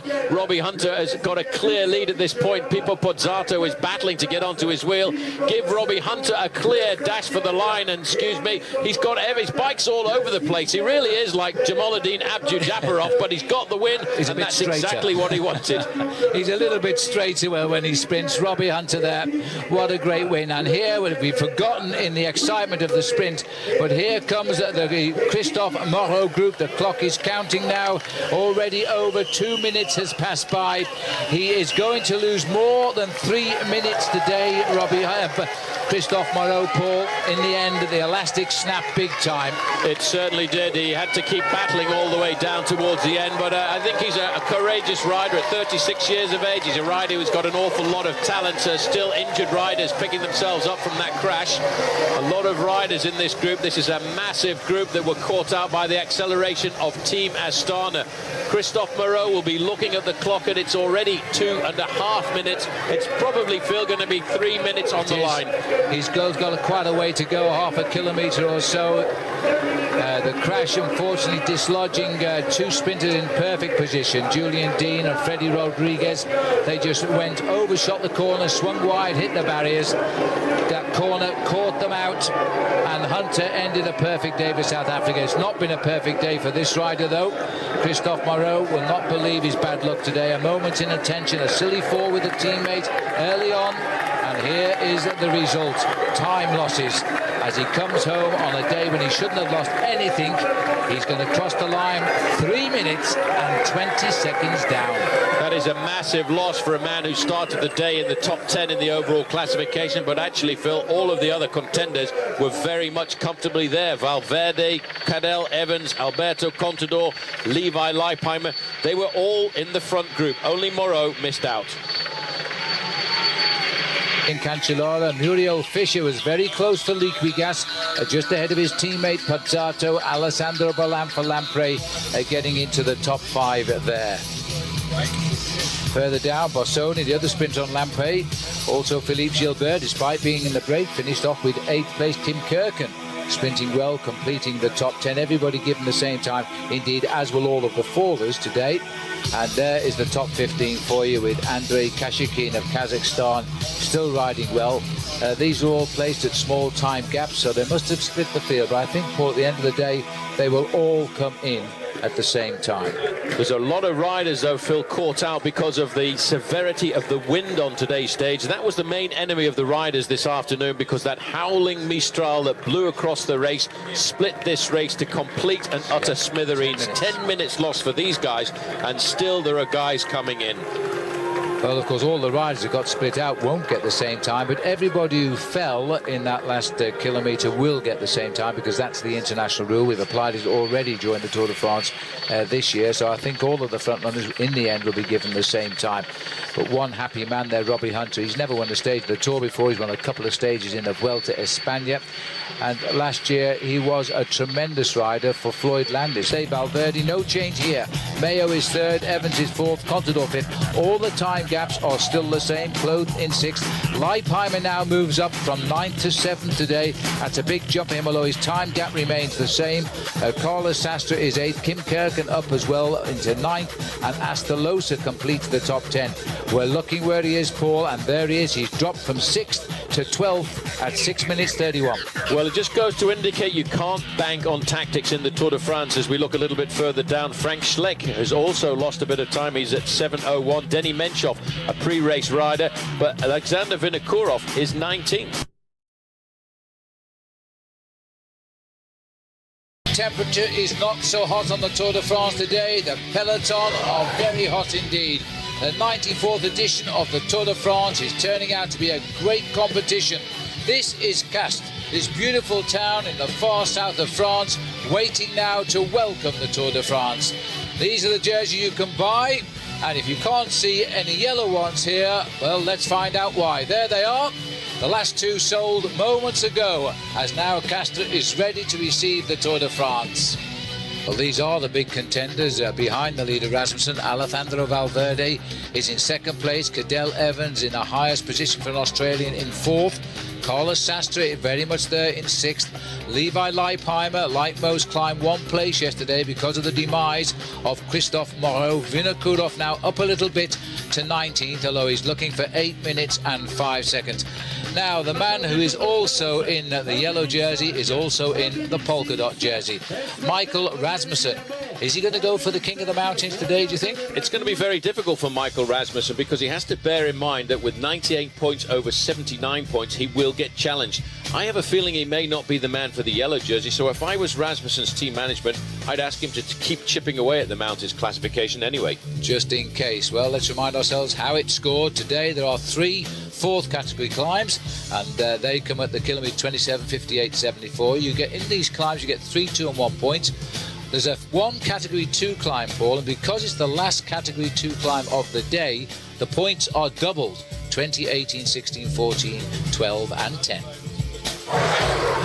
Well, let's take you back. First of all, early today, a chat at the car here by the yellow jersey, and I think Michael Rasmussen probably thanking Christian Prudhomme there for supporting him in the problems he seems to now have with the Danish Cycling Federation. The Départ Réal, after a long ride, Paul, today of around 11 kilometres neutralised. The riders underway. They get to climb number 1, which came 151 kilometres, so about 27 kilometres in. Philippe Gilbert ahead of David Miller, and Staff Shearlinks was the order over the top. Well, those were the riders aggressive yesterday, but it didn't stop the aggression, because coming up to the 2nd climb of the day, another breakaway was going clear. In the orange jersey, it was Chiruka of Team Euskaltel-Euskadi, and Federico getting 2nd place, the former champion of France from last year and a former stage winner.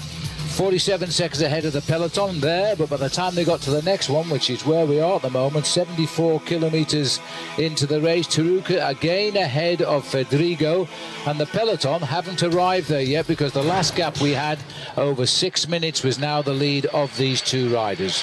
I think the main field fairly happy. If we look at the weather conditions, a little bit cooler as well for the riders, 68 degrees Fahrenheit. There's a possibility of rain in the latter part of the afternoon, and the wind is a westerly wind at 14 miles per hour. And that, I think, will really be very much of a headwind on the running down towards the finish. The main field saw a lot of attacks in the first few kilometres of the race field, but now that they've got just a two-man breakaway, I think they're taking a fraction of a back seat, and they're going to allow this race to develop. But I'm sure they will speed it up once we get to the second category climb. I'm sure you're right. 189 started the Tour. There were 168 at the start today. We're down to 167. 7 of the teams are still intact. The man who's given up today, Ongarato, he crashed. He got back into the peloton, dropped back to the doctor. The next thing we knew, he was getting in the ambulance. So I don't quite know what his injuries are, but he abandoned the race. These are the leaders, and we're just on 100 kilometres from the finish. Once these two finally got away after some exciting riding in the opening hour of the race, the peloton suddenly shut down. Within seconds, they had 3 minutes, and now the last time check we've got, they are approaching 7. I think the reason for that is that they're quite happy to have a small breakaway going clear. You can see, in fact, that breakaway group is extending to about the 8-minute mark now. On the frontier, we've got a chance to see the riders across the main field, but we'll get a chance to look at some heart rates this afternoon. Sergio Paolino, Gorka Verdugo, Christian Knies, Ralf Grabsch and Marcus Berghardt, who we've seen on a number of occasions. In fact, he took off the front end of the main field before, just to show us that he has got a very good pair of wheels. And in fact, he's still there at around 5 minutes behind. I don't quite know what Marcus is doing today, because he's got himself 2.5 minutes ahead of the pack, but he's still 5.5 minutes behind the two leaders. There's the peloton on the way to the beautiful Tarn department of the start of the climb, I think. And Fedrigo is the man pushing it, 6 minutes 3 the gap. Now, it'll be interesting to see about this young rider at the back here, Chiruka. He's the lightest man in the race, as I said, and he must have lost a little bit since we started from London 13 days ago, Paul. We're on the climb itself, the Monte de la Jonte, 10 kilometres to go. Well, I'm not sure that the gravity of the climb, the steepness of the climb, will advantage the small rider from Muscatello-Scudi, but there's the banner, and it indicates 10 kilometres to go, so they've been rather kind on this occasion. They've shaved off the half a kilometre. Well, no, I don't agree. I think they've been climbing for a kilometre already. They just put the sign further up the mountain. Exactly. That's true. Well, this young man, he is a very good climber. Federico, on the other hand, is an experienced professional rider. He's got a lot of strength in those legs of his, and he will be looking to stay in contact here. But what's more important is the time that these riders are losing. The official time gap on the blackboard there is 6:05, but race radio is telling us that it's 5 minutes and 50 seconds. There's always a delay between the board there that indicates the time to the rider and what race radio gives us. Race radio is more likely to be exact. Yep, that's absolutely right. Well, these two riders are hitting this hard, and the crowd has chosen this climb to turn out in quite large numbers and shout them all on. The flag of Denmark off to the right, supporting Michael Rasmussen. And here comes the big pack. They're on a little slope here, but they're still about, well, what would it be, 3.5 kilometres or maybe slightly more behind those two front runners. Marcus Berghardt now at the front of the main field and still looking fairly comfortable. A little bit of discussion going on there. Sorry about the little bit of picture breakup. That's the live signal going from the motorbikes up to the helicopter and down to the finish line. A lot of riders in this group now, Phil, will be rather worried about the fact that they know there's going to be a showdown on the slopes of this second category climb, and will they be able to stay in contact? Chris Horner is not far away. He's looking after his man Cadel Evans, who, let's not forget, is only 6 seconds off second place in the overall classification. There he is over on the right-hand side. It's good to see that. Cadel Evans, I really feel, believes in himself this year, and he can win this Tour de France. He won't make any silly mistakes if they do split on this climb, because tomorrow, like a lot of the favoured riders, he can ride a time trial, and that's where they can reshuffle the pack. Object today, don't make any mistakes. Well, these are the two leaders, and you can see the gap is coming down consistently for the two leaders, 5.5 minutes. But just to finish off your thought there on Cadel Evans, Cadel Evans is a very good individual time trialist, and although he's 6 seconds off Alejandro Valverde, I think more importantly, Phil, he's 1 minute and 9 seconds ahead of Andreas Kloden, and they rode almost the same time in the first time trial in the Tour. Being done here, the bowed shoulders of Chiruka, because they're riding into this block headwind, which has only hit us in the last 6 or 7 kilometres, coming right off the top of the ridge of this mountain. There is no real descent. There's the flag of South Africa. They should have been flying it yesterday when Robbie Hunter won the stage. They probably were. And the Rabobank bus on the left there, and over the summit, and quite rightly, Fedrigo didn't challenge Chiruka. He'll move up to 11th, probably overall in the mountains competition tonight. Now, I'd like to say it's all downhill, but it isn't. The riders there looking after Levi Leipheimer. On the front was Paulinho. Not too far away from him was Jaroslav Popovic. And just trying to stay in contact, Philippe Gilbert, and just in front of him, another man involved in the accident yesterday, 47, that's Freddie Rodriguez. Well, Fred might be hurting. His elbows are bandaged, I can see, from that crash yesterday when he was in a perfect position to win. He was very upset by that, blamed the organisation for not giving them a safe run into the finish, indeed. Well, Gilbert with him. He's tired from an early breakaway today when he won the first climb, and is now the work now being shared by Lamprey at the moment. Is Française de Share, these riders with 2 top sprinters, and this is also helping the other teams who've also got sprinters, but they haven't sent anybody into the 4 for the chase. Well, watch out for Vinokourov. He's there because he's riding in about 10th to 12th position, and in a couple of kilometers time, Phil. At the moment we're riding along a plateau which is up and down, slightly undulating, not that difficult, but in about a couple of kilometers time we'll start what is a fairly precarious descent, and I will think then that Alexander Vinokourov, if he's feeling okay, he may well have a little dig there and see if he can create a little bit more action in the back end of the main field. Well, they are throwing everything into the chase here, and it could be a catch right in the home straight. These boys are defying the peloton, and it is a terrific race into Cast. 4 kilometres to go. The gap at 5 was 32 seconds. It might be now 25 seconds. We'll know in a minute or so. They will begin to think they might just get in by the skin of their racing shorts. Well, they will not give up until they can feel the main field behind them. There's no organisation now. This is not a very good chase. It's turning over towards the advantage of the two leaders, and at a point like this, when you follow 2 men out at the front end of the race, you want them to survive. It's 22 seconds now, Phil, at 4 kilometres to go. That really is not very much, but the 2 men at the front will not give up. They'll keep fighting. Tom Boonen now looking calm and collected, pushing his radio button there to talk to the team manager. What do they look like at the front? Are we going to catch them? But he's still got to stay there and wait until the last moment. If they continue to gain at the current rate, they will catch them 250 yards before the finishing line, and I can't believe that they can't win now if they really... To look at the face of this little man here, Amach Chiruka, the lightest man in the race. He weighs 56 kilograms, and he's a climber, and he's desperate, and he's at 3 kilometres.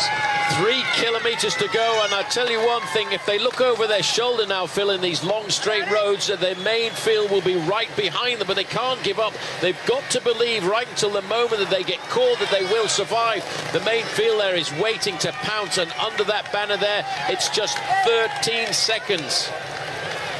They're saying 15, let's give them 15 as they go under that banner now. 15, that was 10 seconds off in that kilometre.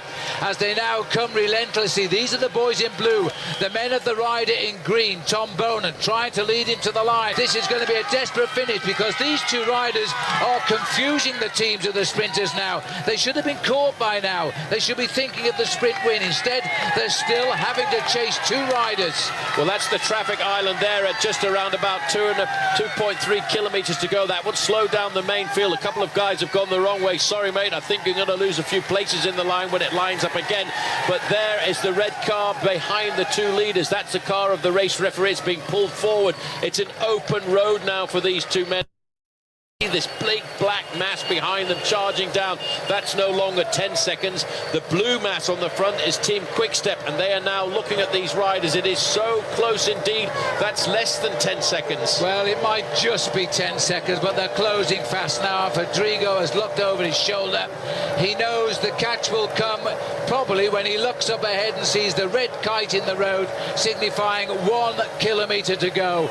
Caught 1 kilometre from the finish. They've been in the lead since the 52nd kilometre. The sprinters of Tom Boner still drive on. They still live in hope, these two. Certainly the little Spanish boy does. I just noticed Julian Dean moving up to the front there, and right on his jersey was a green and white mass, and that was big Thor Hushoff. Thor Hushoff may well now have got himself back into this race. Boonen is up there into 4th. On his shoulder there is Julian Dean. These riders are only just getting caught, Phil, over on the left-hand side, but Liquigas now are trying to pull Pipo Pozzato up to the front. Well, I think they've been caught at about 800 metres from the line here as the field has taken over. Pozzato's boys at 1 kilometre was the catch. At 1 kilometre to go, the domestics swing off now and look in the hope that the big sprinters will take it up. And Tom Bonen has got a perfect shot at this in 3rd. Well, his team now are lining it up. This is the train, the blue train of Tom Bonen. The man in 2nd position is Herk Stegmans, the winner of the stage, into Ghent, and he's going to try and launch Bonen into the attack. Locked on his wheel is Eric Zabel. Locked onto Zabel's wheel is Robbie Hunter, and locked a little bit further back is Daniele Benatti. Look at the pain, the anger, the fear of these men as Stegmans opens it up for Bonen. Well, as they start now, the man in white who grits his teeth as the champion in New Zealand, that is Julian Dean now. This is the final lead out for Tom Bonen as Stegmans comes, and there's a kick on the far right. Bonen goes now, Sebastian Chavanel on the far, and now Zabel has got the wheel of Bonen, and Hunter's still there. Hunter dodging with Zabel. Zabel might get the better here of Bonen. Bonen gets it, Zabel Hunter. What a result, and the sprinters are back. Well, the sprinters never expected they were going to get their day here this afternoon. Hunter is showing us that he's a great race now for the green jersey competition, but what about the old man in 2nd place there, Eric Zabel, getting himself some points. Look at this. This is a royal sprint here. You can see the great lead out by Gert Stegemans. Right on the wheel of Bonen there is Eric Zabel, waiting till the last possible moment. Julian Dean running out a little bit of pressure, but look at the great comeback by Hunter in the red and white there. He will not give up, this man. But Bonen, when he gets a crack at the line like this, when he's launched to perfection, he's just like Mario Cipollini or Alessandro Petacchi. What a win for him. Well, Tom Bonen gets what is in history his 6th Tour de France win and his 2nd. He won in Bourg-en-Bresse, and this is a huge result because he got no points yesterday. He gets his 35 points back today by winning the stage. Hunter and Zabel are pretty close. I think Zabel got it, but that will go to the photo for sure, as we're a bit obscured there by the man who won the stage. But those, ironically, those are the top 3 in the green jersey competition. Well, I think we'll have to have a photo from the other side here to separate Eric Zabel and Robbie Hunter. But look at Bonen. He really has got the power, this man. You know, I don't think he was expecting to get over the 2nd category climb this afternoon, but he was riding with his guts today, Phil, because he reckons he was robbed of a victory yesterday. 43 miles an hour that sprint, 65 kilometres an hour. Well, there he is, Tom Bonen, the boy in green from Sadness yesterday. He didn't even want to smile on the podium last night. So congratulations there for Garate, his teammate. It looks as though it's Zabel, though still this is provisional, remember. Bonen ahead of Zabel, Hunter. Benatti nearly got there. He's starting to sprint a little bit better. Thor Hushoff. This is the sprinters as we see them, but it all goes to the photograph. Bonen knows no doubt who won. We'll take a break, come back and rejoin us while we're coming home here now. These are the boys who sat up on the run-in. Fabian Cancellara didn't want any of it today. He's thinking of tomorrow there as he zips up his rain jacket. Well, the reason for that, I'm absolutely certain, is the individual time trial tomorrow. Fabian Cancellara didn't want to waste any extra energy on the run into the finish because that is energy he will need tomorrow. But Tom Bonen is the man of the match this afternoon, and I take my hat off to Tom Bonen, getting his 2nd stage win in the Tour this year. And really, Phil, it's rather strange because I was expecting him to win the stage yesterday. Well, the photograph did it. He got the better by the width of his racing tyre over yesterday's winner, Robbie Hunter, so he's having a great tour.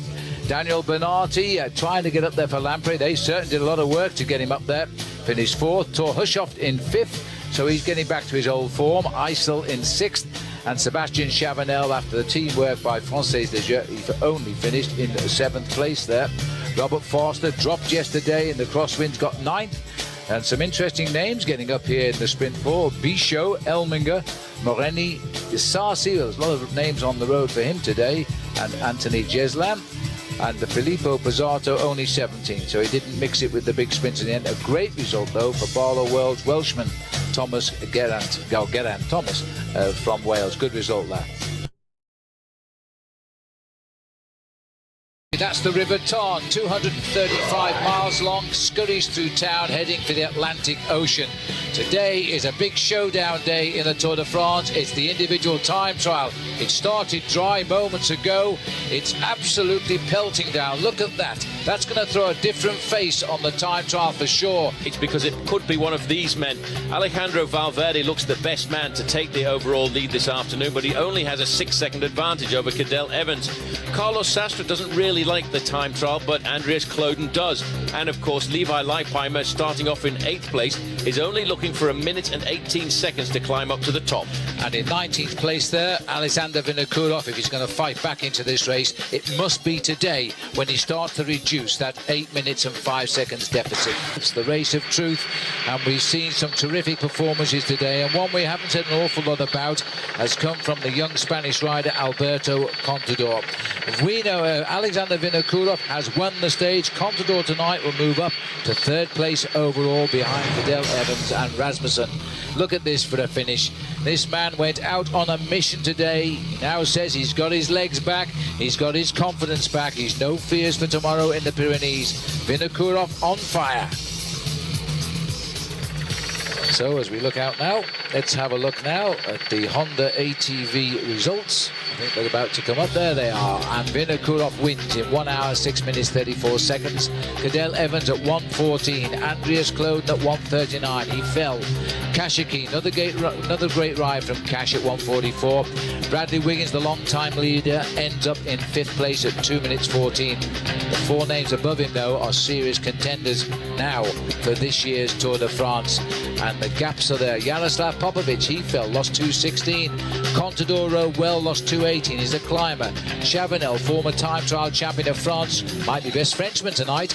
Levi Leipheimer is 9th here, 2:39. That was about what he was overall at the start of the day. And Nastalosa did a great ride there to complete the top 10. Rasmussen 11th. Marukan time trial. We must change our minds on that one. 2:55. Gusev, he fell but finished 12th. Leif Hoster, he slipped away to 13th. I think we can now go down to the podium. Who's there? Alexander Vinokurov. Alexander Vinokurov, Paul, on the podium. Well, he's won 3 races this year, but he thought his tour was over in the Alps. Everybody was waiting for him to announce his retirement. He's back. Well, he came here to win the Tour. He started the odds-on favourite, then he had all of his problems. He crashed the stitches in knees and elbows, and we thought he was fading away. Now he's as bright as the sky. Rasmussen keeps his yellow jersey for a 6th day. Exactly 1 minute to Cadel Evans. Now he's closed in.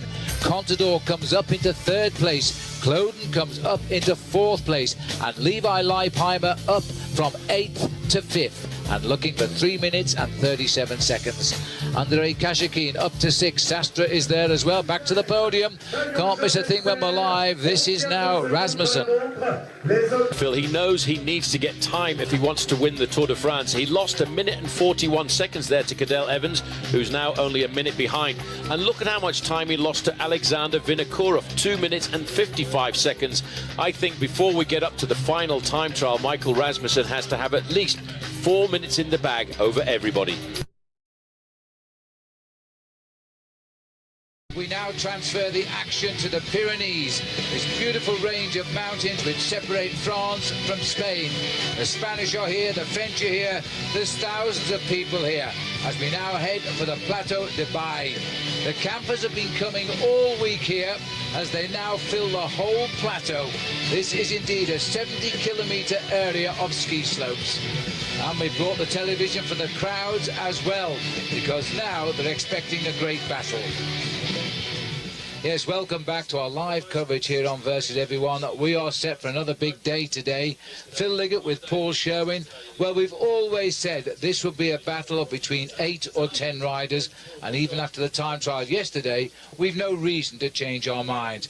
But Paul, two teams particularly significant. They got two men can win, Discovery and of course Astana. Yeah, it's always been, I think, in the back of the mind of riders from Discovery Channel that Levi Leipheimer was the predetermined leader of the squad, but there are two riders I feel on that squad have actually got a wild card to play themselves. Alberto Contador is a phenomenal climber and rode a very good individual time trial yesterday, and of course let's not forget Jaroslav Popovic, who many people think have got a great future ahead of him. Team Astana, where we'd actually sort of decided that Alexander Vinokourov was out of this race after the Alps, well, yesterday he banged on the team table to say I'm back, but he's got a co-leader in the shape of Andreas Kloden. So there's so many combinations that these teams can still play. But the one man who is really doing a great job at the time trial, which he's never done before, is of course Michael Rasmussen. He kept the yellow jersey for the 6th day. Now Paulie knows he can't time trial as well as the others. He has got to attack, hasn't he? Well, despite riding a great time trial yesterday, Phil, he knows he needs to get time if he wants to win the Tour de France. He lost 1 minute and 41 seconds there to Cadel Evans, who's now only a minute behind. And look at how much time he lost to Alexander Vinokourov, 2 minutes and 55 seconds. I think before we get up to the final time trial, Michael Rasmussen has to have at least 4 minutes in the bag over everybody. Well, let's first of all, before we join the live action, have a look back to early today. The rollout, 165 riders. Ventoso, who had the injured wrist, he didn't start today. The first climb, a second category climb at the San Serey, and this was an interesting sprint. Although the winner here was David De La Fuente in the yellow, one Sola, who won in Briançon, and Jaroslav Popovic battling out for the points. Sola getting 9, Popovic getting 8, and as a result of that, we have now a joint leader in the King of the Mountains. And in fact, Rasmussen, Paul, as we expect, not choosing at the moment to defend his polka dot jersey. Well, that was, after all, a second category climb, but it does for Juan Mauricio Soler bring him up to exactly the same points as Michael Rasmussen. And of course, watch out for Jaroslav Popovic, who moves up into 3rd place in that competition. And I wonder that now that Michael Rasmussen is going to decide to aim for the yellow jersey, if he may well putting his chance of winning the King of the Mountains title for a 3rd year in succession in jeopardy. Well, it might be the case. If you won it twice, there's not so much reward in 3 times, not when you've got the yellow on your back. So his tactics are bound to change today. Although we're watching here, there is a breakaway clear of 5 riders just now. There's an awful lot of work being done by the chase behind, and Rabobank have found themselves some allies in Sonia Duval today. They've also shared in the chase. Very early on today, Rasmussen got into a breakaway group, and it forced the team of Cadel Evans to work very hard to bring it back. So there's the situation. You're right up to date with us now. We are about 25 kilometers from the start of the slopes of the first big climb of the day, the Porte de Paillere, which will take us over the all category climb. There's plenty of action to come here. All of the contenders at the moment are together. Vinokourov has forced his way back into the Tour de France this year. We're now on our first Pyrenean stage, and this is the Tour this week. It is a viciously hard section of the route for the next 3 days, interrupted by 1 rest day. There's the temperature, 71 degrees. It's struggling to reach that at the moment. Partly cloudy, but the sun is beginning to peek through on the top of the plateau. I can tell you, it was very foggy at 7 o'clock here this morning. Well, the rider's heading up here a couple of hours away. Here's the breakaway, Jose Ivan Gutierrez, the only man in the break who's ridden the Tour de France before. He's best placed overall, 15 minutes off the yellow jersey, so for a while they might stay away. They've got a nice lead. They've been over 11, but they're currently coming down now as the chase has started, and the other 4 or 5 riders are all first-timers. We put our pulse monitors on Carlos Barrido today. That was a good choice because he is actually in the breakaway, so we should keep an eye on his heartbeat. So there's a Burkhardt and Rolf Grabsch. I must say there is a tremendous amount of support on the climb up to the finish in the Côte de Bay, which is where we are, for T-Mobile riders. There are literally hundreds of supporters, and Burkhardt is one of the men that they're going to support as they come up. Well, making their way through these gorges, they are a magnificent backdrop for the race that we're seeing here this afternoon, but I think Phil, a lot of riders are very worried about the Porte de Paillere, but not only the 16.8 kilometers climb up to the summit at an average gradient of 7.2%, it's actually the descent into Aix-les-Thermes as well, which is a very nasty and dangerous descent, and all of these riders realize that. Many of them have ridden this course before, and I think that will be in the back of the minds of the riders in the main field, because I'm sure Alexander Vinokourov will try and take advantage of his good performance yesterday. I'm sure he will, Paul. Well, the river running alongside the leaders here is the River Aude. It's 220 kilometres long. Down deep in the valley there, I can tell you the leaders have just passed the sign which says 18 kilometres to the top of the Porte de Paillere. So they've started the climb, while the peloton are going to be running for about another 6.5 minutes, but they are coming up. There's a little look at the lower slopes of the Porte de Paillere as the riders start to move onto the climb now, but it's a long way to the top, over 10 miles uphill as we head up towards the Haut category, or outside category, red dot there, and then we'll cross to the next one, which is the finish on the Plateau de Bay. All right, don't forget, Saab Watch and Win sweepstakes. Over you go to versus.com/fly to the finish. And to play the game, you need the keyword, which is Pyrenees. Well, it should have said Pyrenees, but it is Pyrenees. That's the keyword. There it is. Enjoy the game. These boys aren't enjoying this game right now, unless they're climbers, of course, and they'll relish the next few kilometres, because sitting at the back here, we're looking at the Astana rider in the breakaway, and this is Antonio Colom. Now, just who is the leader of the Astana team? Is it Alexander Vinokourov, or is it Andreas Klöden? So there they are. They're the riders now who are defending for Iban Mayo, who slipped a little bit and dropped down to 12th from 3rd after his bad time trial. He's going to try and make amends today. That's apparent now. Watch out for him to attack today. He's looking for the win. Well, it was a bit early to see Segner slip away, Paul. It certainly was, but in fact at the front of the group as well, it's a bit early to see the hostilities here. You've got the Liquigas rider who's suffering at the back. This is Kuczynski. Yeah. He's alongside Antonio Colom, and Carlos Barredo is the man who's seen the danger of splitting so early on, and he's jumped straight across the gap. Well, Kuczynski's doing well to hang on. I thought he was going to go right out at the outset of this, but no, Antonio Colom is just in front of him. And the trouble is always being caused by Chiruka. He has the red number on his back, red for danger perhaps, number 78, and also the most experienced rider in the breakaway. In the black is Jose Ivan Gutierrez. But one of the riders, like many of the riders in the main field, who's got bandages on his body. There have been so many crashes. We're still looking at 13 kilometers to go to the summit of the Porte de Paillere. It's a long climb, but it's made more difficult by the fact that it peaks out at just over 2,000 meters in altitude. I wonder if Kuczynski is saying to himself, oh, what am I doing here this afternoon? Why did I do this? But he found himself in a much larger breakaway group that actually got weeded down to these 6 men. Well, at least he looks like Lance Armstrong there, Paul, with that low cadence, or high cadence and low gear he's pedaling. Trying to save his energy here because he knows he's not going to make it to the top with this group, but he wants to make sure he can make it to the finish with any groups that pick him up.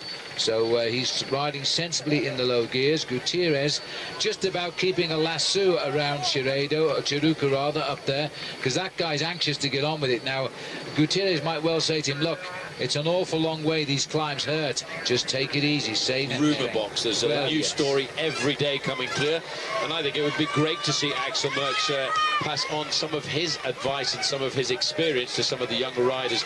The philosophy about the team. Now, this is a big surprise because we're looking here at Felix Cardenas, who a couple of years ago won himself a stage in the Pyrenees to the Plateau de Bonastre. I don't think that's going to happen today. You don't expect to see climbers of his quality, former king of the mountains in the Tour of Spain, to be dangling off the back, but it is. And this is Burkhardt too. A lot of support for him on the last climb today. Well, I did tell him a couple of days ago that that wasn't a great move. A little bit of energy you waste, afternoon. Well, they're splitting up, and I didn't expect some of those names to drop back. I also saw Anthony Charteau, the winner of the Tour de Langkawi, slipping back to Freddie Agricole.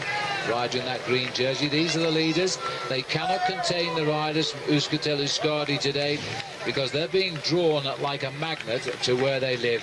And now this is Perez who's gone now.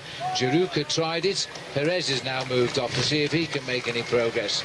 Well, these guys know that when they get to the Plateau de Bay, the slopes of the climb will be orange, with orange T-shirts supporting the team which is regarded as being the Basque team, and they are riding into not too far away from the Basque land. All of the riders in the top of the classification, they're still based in that big pack, which is thinned out dramatically, but they're sitting there near the front, behind the riders in the yellow jerseys who are setting the pace. Nobody has made an aggressive move from the peloton yet, because they can't find a common rhythm. But fortunately, as they get closer to the summit, they're still there, still in contact. But I'm sure they'll have a bit of a laugh about this tonight at the dinner table. Well, there might still be a way in the way they're climbing. And look at this now, just dropping away off the back. De La Fuente's gone, and now it looks as though Vinokourov, he's not panicking, but he looks to me as though he is losing a few meters.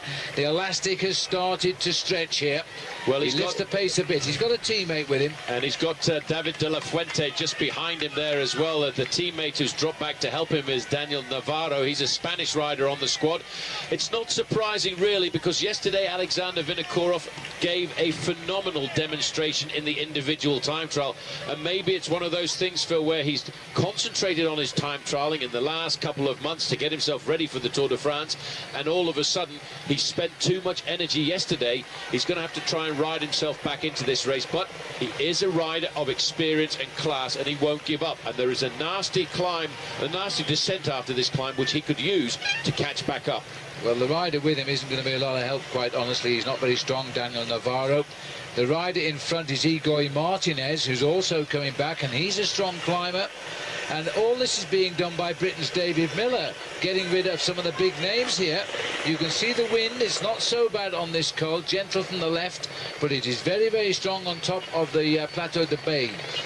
Well, looking back there in 8th or 9th position, you can see George Hincapie in the red, white and blue. He's riding exceptionally well. It's important for Team Discovery Channel. You talked a little earlier, Phil, about the team classification, and yes, Astana did take the lead in the team classification yesterday. That's why they've got the yellow numbers on, but only by 54 seconds from Team Discovery Channel. And Team Discovery Channel have got a lot of cards to play here this afternoon, especially if Big George is still there to help Alberto Contador, Levi Leipheimer and Jaroslav Popovic. Well, this is proving to be, we don't talk a lot about the team race, but it's been a very close battle between four teams the whole stretch since we left London. Astana were the team leaders for the first few days, and they got it back yesterday in the time trial. Well, I shouldn't have said Jaroslav Popovic, because race radio just crackled with the name of Popovic, struggling at the back of the group. There's a few riders in trouble on this climb, I think. Big names are beginning to struggle right now. 1 kilometre to go to the summit now. Which one of these will get it? My money would go on number 78, Armit Chiruka. This is still the man who is ahead. This will be Kaczynski. No, he's not ahead anymore. They've just gone over the top of him. He's just about got room to get round that corner. That was a nasty thing to do. That's the steepest way around the bend. Thomas Dekker brings the field around. Good tempo riding. There is only 4 riders in front now, so a 5th place sprint here. And the polka dot jersey being worn. Now Chiruka is sitting in 12th place after his escapades the other day. And he gets quite a number of points here at the top. 20 points he could get at the top, and that would catapult him right up into 4th position in that competition. And let's not forget, it's double points on the final climb of the day, so there's a nice 40 points at store for the first rider who gets to the summit of the Plateau de Bay. Which wouldn't give him the lead tonight, but will put him in a great place for taking it tomorrow if he's got the legs left. But right now it is Juan Soler who is looking to become the outright leader in the King of the Mountains, and that means Rasmussen loses that jersey tonight, because Soler is right there, about 4 men down behind the yellow jersey, and we'll see if he goes for the points.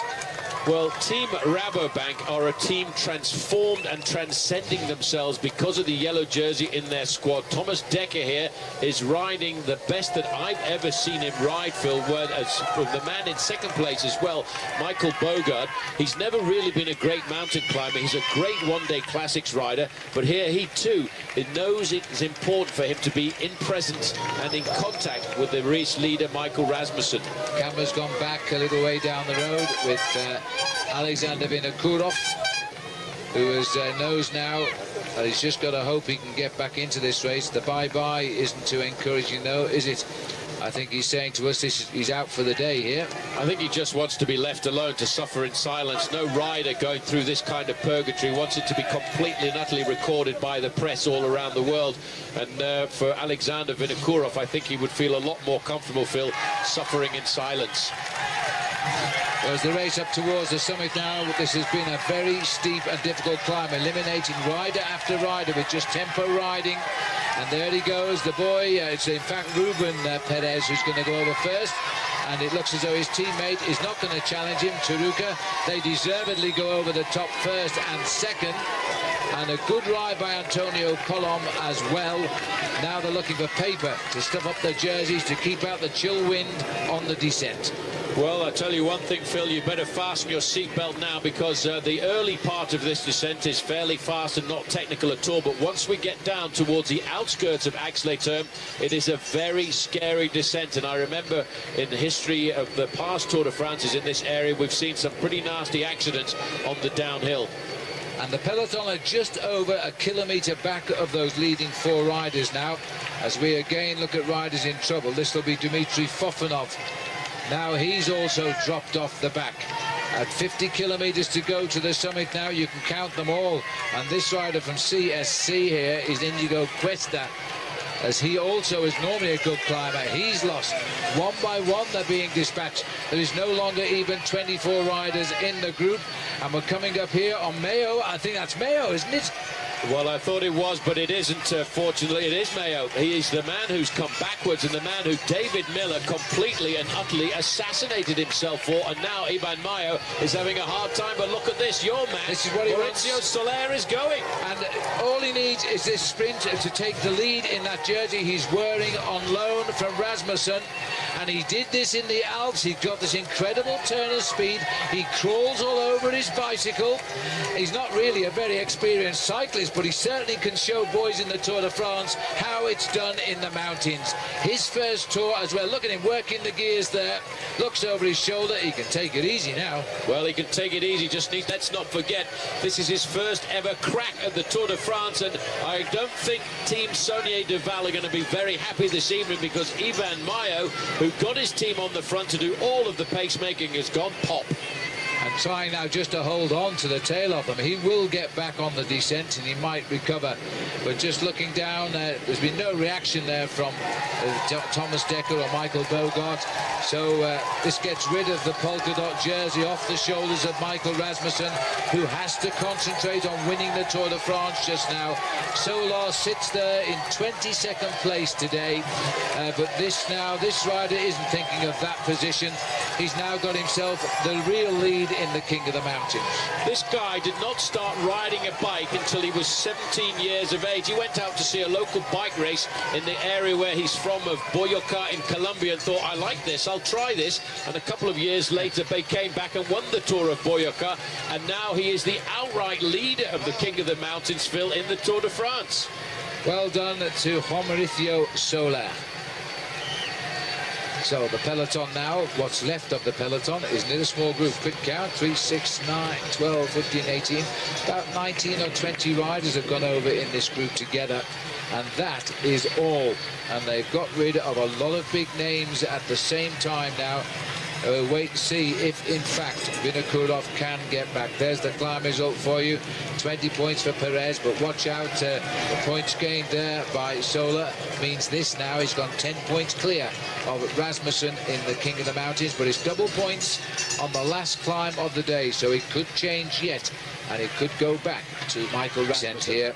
I think they're building up for a major explosion when the road goes up in the last 16 kilometres of the day today.